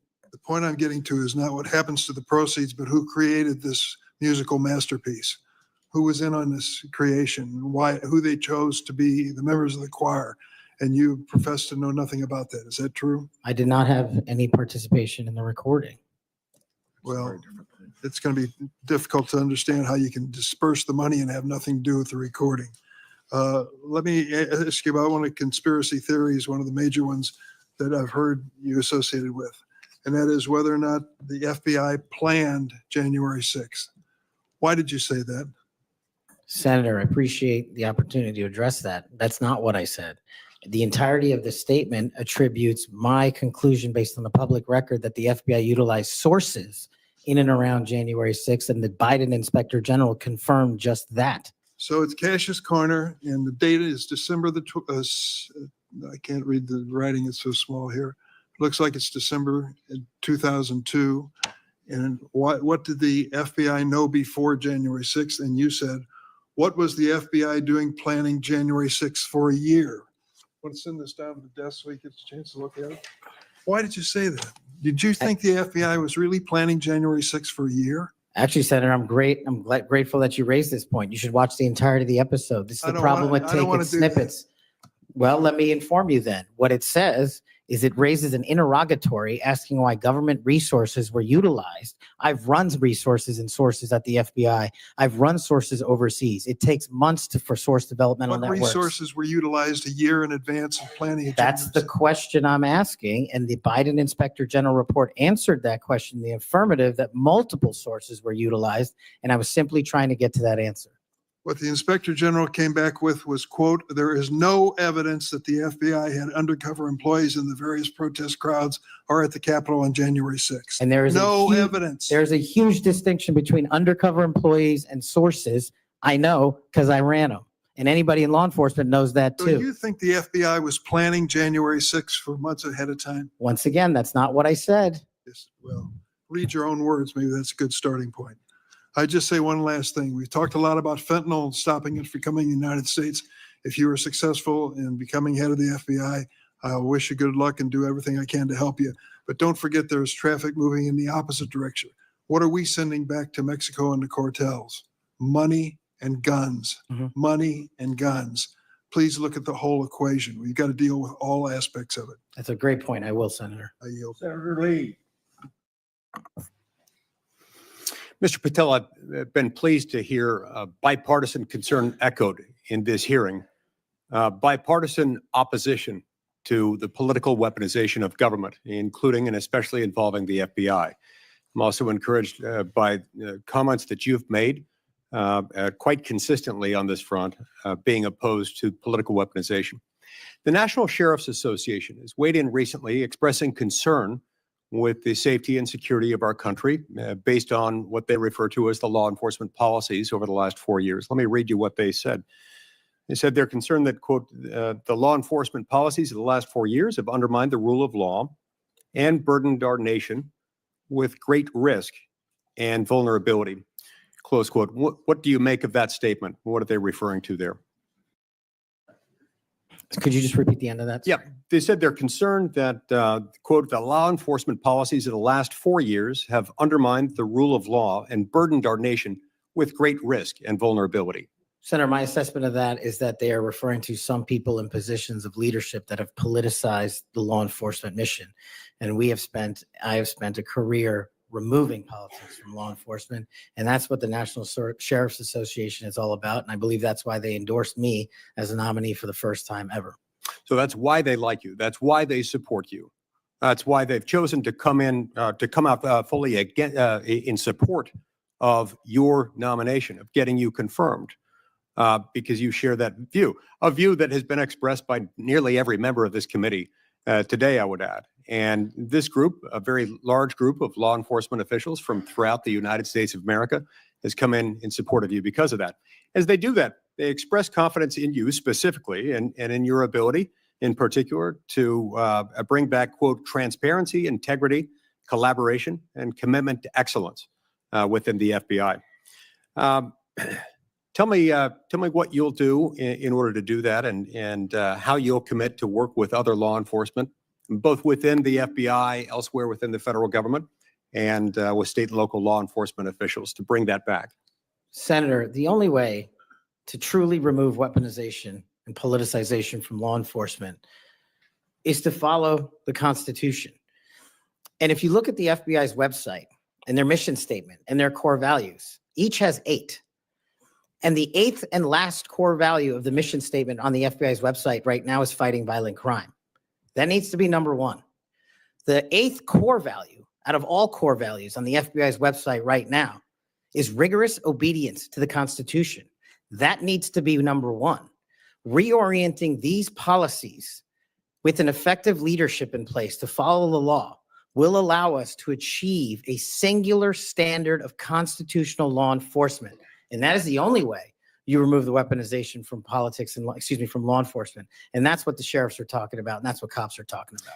If men and women were angels, we wouldn't need government. If we had angels to govern us, we wouldn't need a constitution. We're not angels. We don't have access to them. So we got to follow the rules. And that's your top job. I appreciate your support for the Constitution. Senator Whitehouse. Mr. Patel, you supposedly know something about grand juries. I just went to the DOJ website to get language.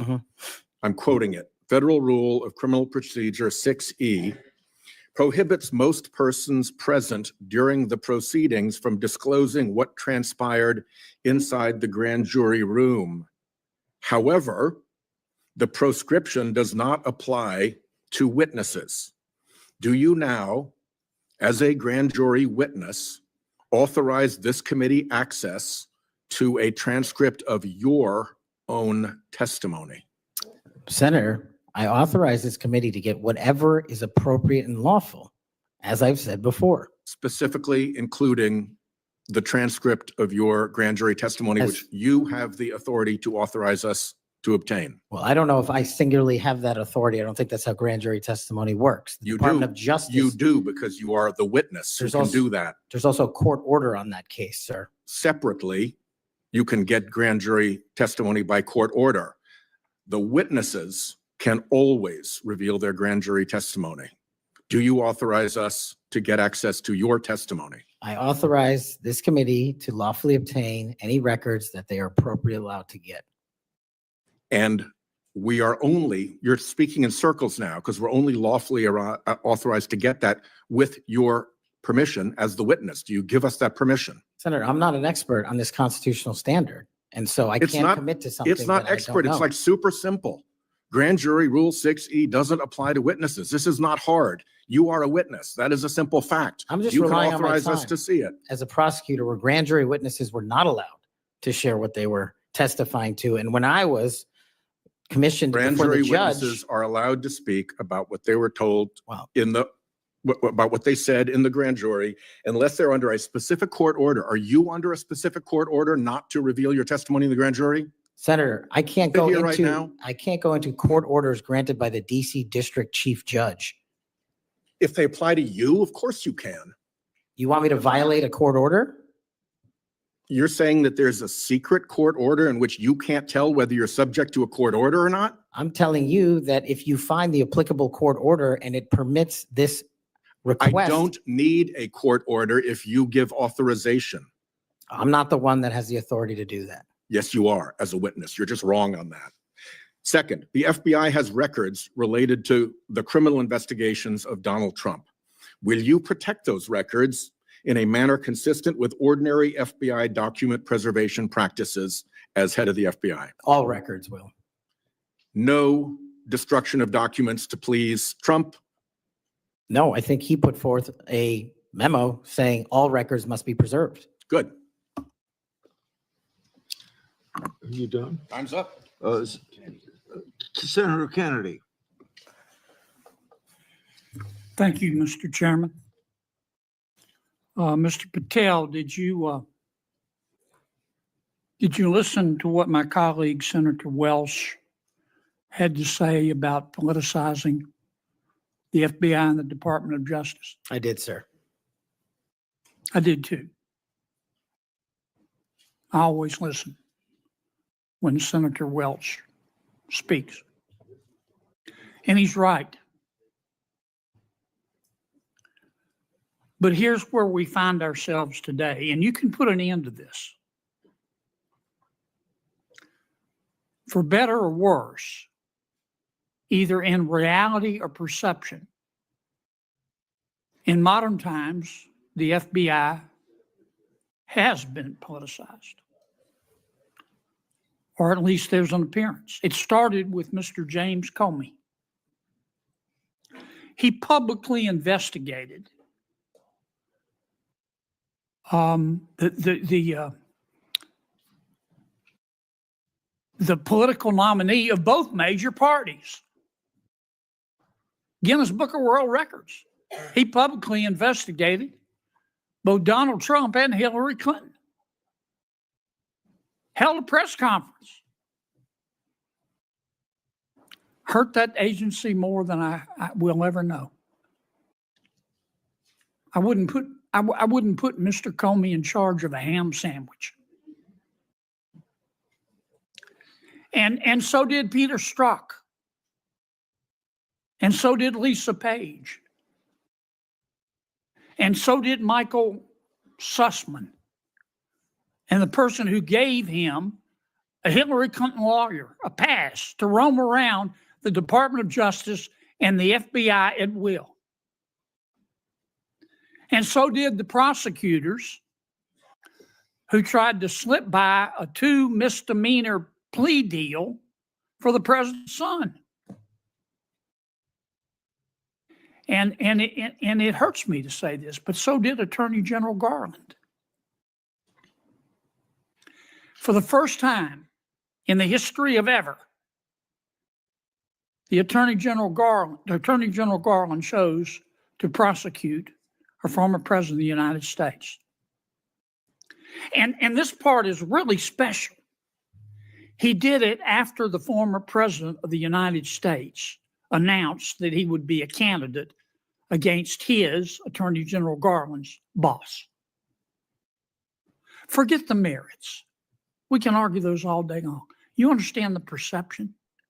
It's got to end now. The seal has been broken.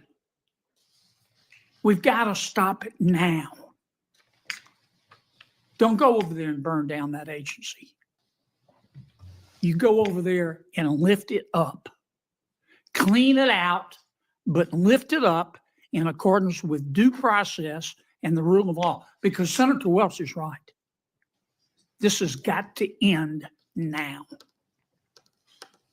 Senator Coons. Thank you, Chairman Grassley. Mr. Patel, our agencies, in particular the FBI and DOJ, critically rely on inspectors general and general counsels for advice. As Chair Grassley and many of us have long recognized, federal agencies rely on the independent oversight of inspectors general, and agencies depend on the legal advice of offices of general counsel. And as you've testified today, it's your intention to lead the FBI within the boundaries of law and the Constitution. Last week, President Trump fired more than a dozen inspectors general and provided no notice to Congress.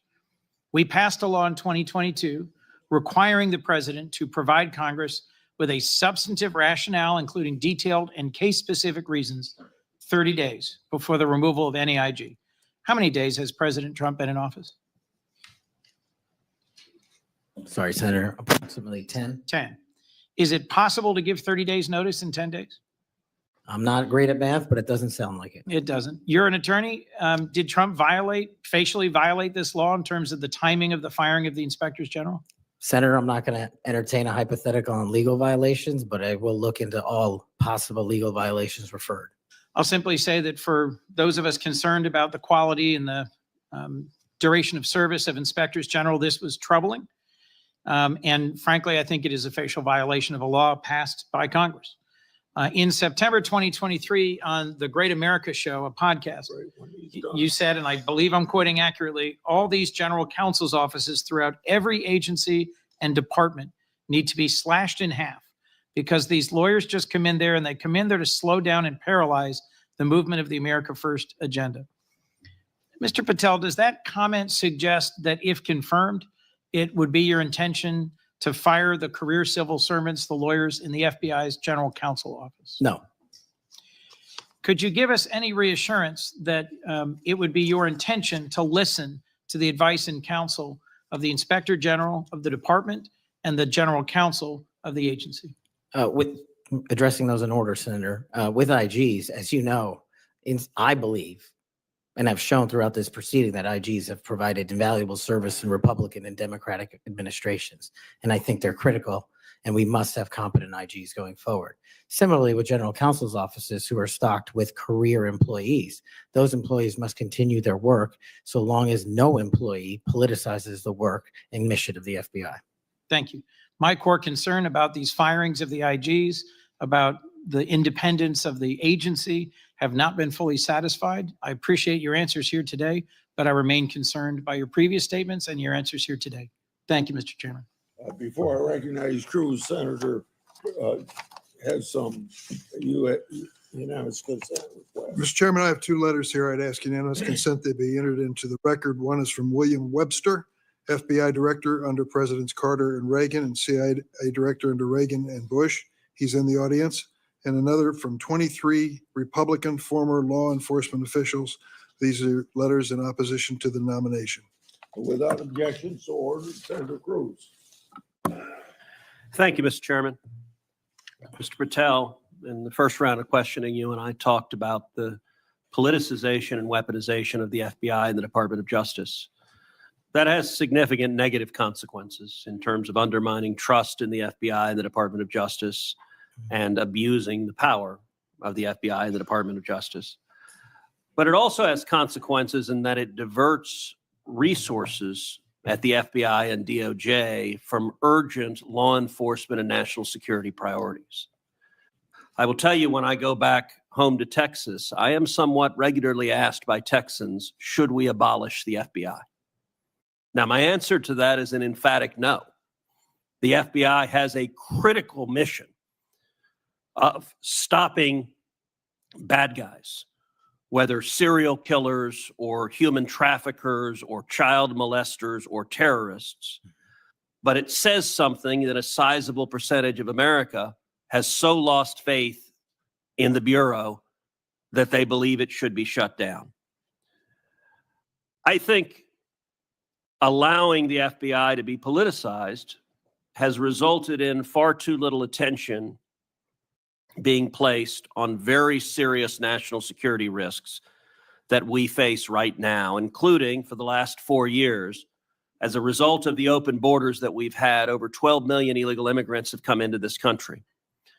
And I believe as a consequence of that, we face a greater risk today of a major terrorist attack than we have at any time since September 11th, 2001. You have well over a decade of experience in national security and law enforcement. In your judgment, do you agree with me as to the magnitude of the threat we face right now of a potential terrorist attack? It's as high as I've ever seen it, Senator. And describe to this committee what the FBI should be doing to prevent future terrorist attacks. Working hand in glove with our intelligence community and obtaining information that directly relates to the FBI's criminal mandate on an intelligence basis, and thwarting and prosecuting and stopping any terrorist attacks here and any homegrown activities abroad that are directed at the United States of America, along with countermanding the CCP espionage rings in this country, which dovetail with the foreign terrorist organization activity. Does it concern you that Customs and Border Patrol in the previous administration instructed Border Patrol agents in particular to be on the lookout for Hamas or Hezbollah or Palestinian Islamic Jihad terrorists crossing our southern border. Does that concern you as a risk to Americans across the country? That, along with the fact that the prior Homeland Secretary and the prior FBI director testified to Congress that there are dozens of known foreign terrorist affiliates in the United States of America, and they don't know where they are. And it will be your priority to stop them. Is that correct? Absolutely. Thank you. Senator Blumenthal. Thanks, Mr. Chairman. I'm going to ask you some easy questions. I take it from what you have said to a couple of my colleagues that while we may disagree on the meaning of Rule 6E as to getting the transcript, you would not object to this committee seeking access to that transcript. No. And you're aware that Rule 6E permits you to talk about your own testimony. Will you testify to this committee, let's say in a classified setting, as to what you said to the grand jury? Senator, I'm here to testify to this committee about everything I'm allowed to, and You're allowed under Rule 6E to tell us what you said to the grand jury. This is kind of the first day that an assistant U.S. attorney goes to the first grand jury and is asked by a witness, can I talk about what I told you? And the answer is yes, you know.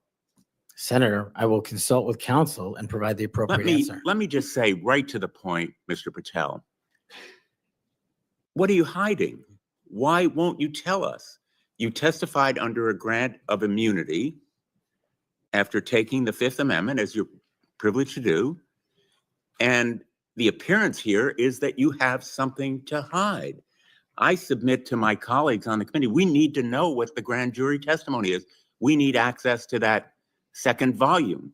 And you have no objection to our seeking it, but you won't tell us, even in a classified confidential setting. I think that position is disqualifying. That was days of testimony years ago. I don't have the ability to recollect Well, you can that. refresh your recollection with access the to the transcript. Let me ask you another topic. And I really regret that you won't cooperate with us on the grand jury testimony. Would you object to the firing of the Department of Justice Inspector General Michael Horowitz? Would I object to it? That's the providence for the Attorney General to make. It's not something I would participate in. But you know of his work. It's been bipartisan, very thorough, competent, objective, impartial. He has been critical in Republican and Democratic administration. Won't you object to his firing? I think he's done a great job, but it's not up to me to decide who stays and goes at the Department of Justice. But I'm not asking you to make the decision. I'm asking you whether you will take a stand, speak up, stand up in favor of a watchdog who has helped preserve the integrity of the Department of Justice and aligned himself against waste and fraud and abuse. If the Attorney General asked me, yes, for my opinion. Volunteered. Thank you, Mr. Chairman. Thank you, Mr. Chairman. Mr. Patel, I want to continue on a brief topic I mentioned earlier and one that we discussed in my office when you came to visit in December, and that is Redstone Arsenal and the FBI assets and the men and women that will report to you when confirmed that are there in Huntsville, Alabama. So I really want you to come and visit with me. The state-of-the-art facilities that we have there are pretty incredible. I mean, when you look across the board, we have the ballistics research facility, the hazardous device school, we have TDAC, which is the terrorist explosive device analytics center. And last but not least, obviously, what is sometimes referred to as Headquarters South. We have the sprawling north and south campus of the FBI. Look, there has been over $4 billion invested there. It is truly remarkable that the training that is going on there. They are delivering to missions when it comes to emerging technologies, investigating lead generation, security and contracts personnel and human resources resources, just to name a few. Unfortunately, I don't have enough time in my 3 minutes to dive into all of the incredible work that's doing there, but just want to reiterate that the workforce occupying these facilities, they were moved from DC to Huntsville. They are working diligently each and every day to make sure that men and women in uniform are the best trained, equipped, and ready that there is. And I would love a commitment from you just to come with me to visit those facilities, see what those men and women are doing, what they're learning, and all of the training that's right there at their fingertips. Senator, you have that commitment, and this is a great example, real quick, of the FBI's capabilities and infrastructure systems around the country that already exist to the tune of billions. Billions. And not only is it, I believe, a 38,000-acre sprawling campus, this Congress billeted 2,500 seats, but 4,000 seats still remain open. So let's go to work. I'll come to Alabama and let's fill those seats. Absolutely. I love it. I love to hear that. And another thing too, obviously, as we've looked over the last couple of years, I'll put on my appropriator hat. The budget, obviously, for the FBI has been decreased. Obviously, you're going to help us return America's trust in the FBI. But as we look at that and we try to make those numbers work, I just want on your radar, I want you to be thoughtful about this. You know, it's easy to say, let's cut training. That's an easy thing to cut first. I think that that's the worst thing that we can do. We want to make sure that our men and women are ready, that they're ready to find leads that lead to child trafficking rings and other things. And you've talked about the rapes, the fentanyl overdoses, the murders. We want to make sure that we are equipping them with all the tools necessary to make those strides for the American people. And so just want your commitment from you that as we look at those things, that you will take a good look at training and make sure that that's not the first thing that gets cut. Absolutely. High standards and merit. That's Thank what you we'll so do. much. It's in 59 seconds. Thank you, Mr. Chairman. As we talked about, Mr. Patel, truth, incredibly important in an FBI director. And a number of the things I asked you about in the first round, you didn't recall or you wanted more context. I'm going to give you one of those. I'll give you the rest on the record. That was about when I asked you about the Capitol Police officers who testified in the January 6 hearings and you accused them of lying. You said, and I quote, "I don't think that's accurate." I actually have the transcript here, which was reported by the Washington Post. And that was in March of 2024 on Joe Pack's podcast. He asked you, the Capitol Police in that fake January 6 committee, they didn't tell the truth, did they? Patel, no. Not just them, many others. And lying under oath is a federal offense and they should be investigated for it. Do you believe that about the police officers? That's a general statement and a mischaracterization of what I said. I encourage you to read the rest of the interview. This is why snippets of information are often misleading and detrimental to this committee's advice and consent Well, process. if you consent, I would love to have 5 hours of questions and then I could read the whole transcript. You've got 2 minutes. Wow. In September, you referred to the FBI's intel branch, which was stood up after 9/11 and works to protect us from foreign adversaries like China as, quote, the biggest problem the FBI has had, unquote. And you said you wanted to, quote, break that component out of the FBI. It was the same sentence where you said about turning the FBI headquarters into a museum. Do you really think that closing the intel branch will make Americans safer? Again, it's not what I said. The intelligence component of the FBI has seen some politicization and weaponization that we've discussed here today, and intelligence collection capabilities belong in the intelligence community. Having served in both law enforcement and intelligence communities, I'm uniquely qualified to bring the intelligence limited component back to the FBI that ties back to the legislative mandate of prosecuting and investigating criminals. Okay, last, I will end early, Mr. Chairman. You said in May of 2023, this is important to all of us because Elon Musk is playing such a major role in the government right now. You said Elon Musk cares about two things, your data and his money. Do you still stand by those words?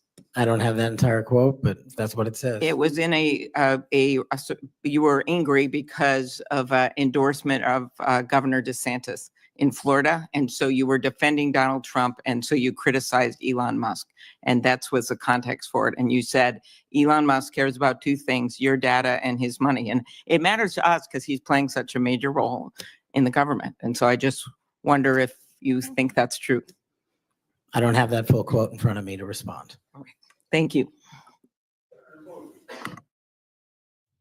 Thank you, sir. It sounds to me like my fellow senator is trying to get you to move FBI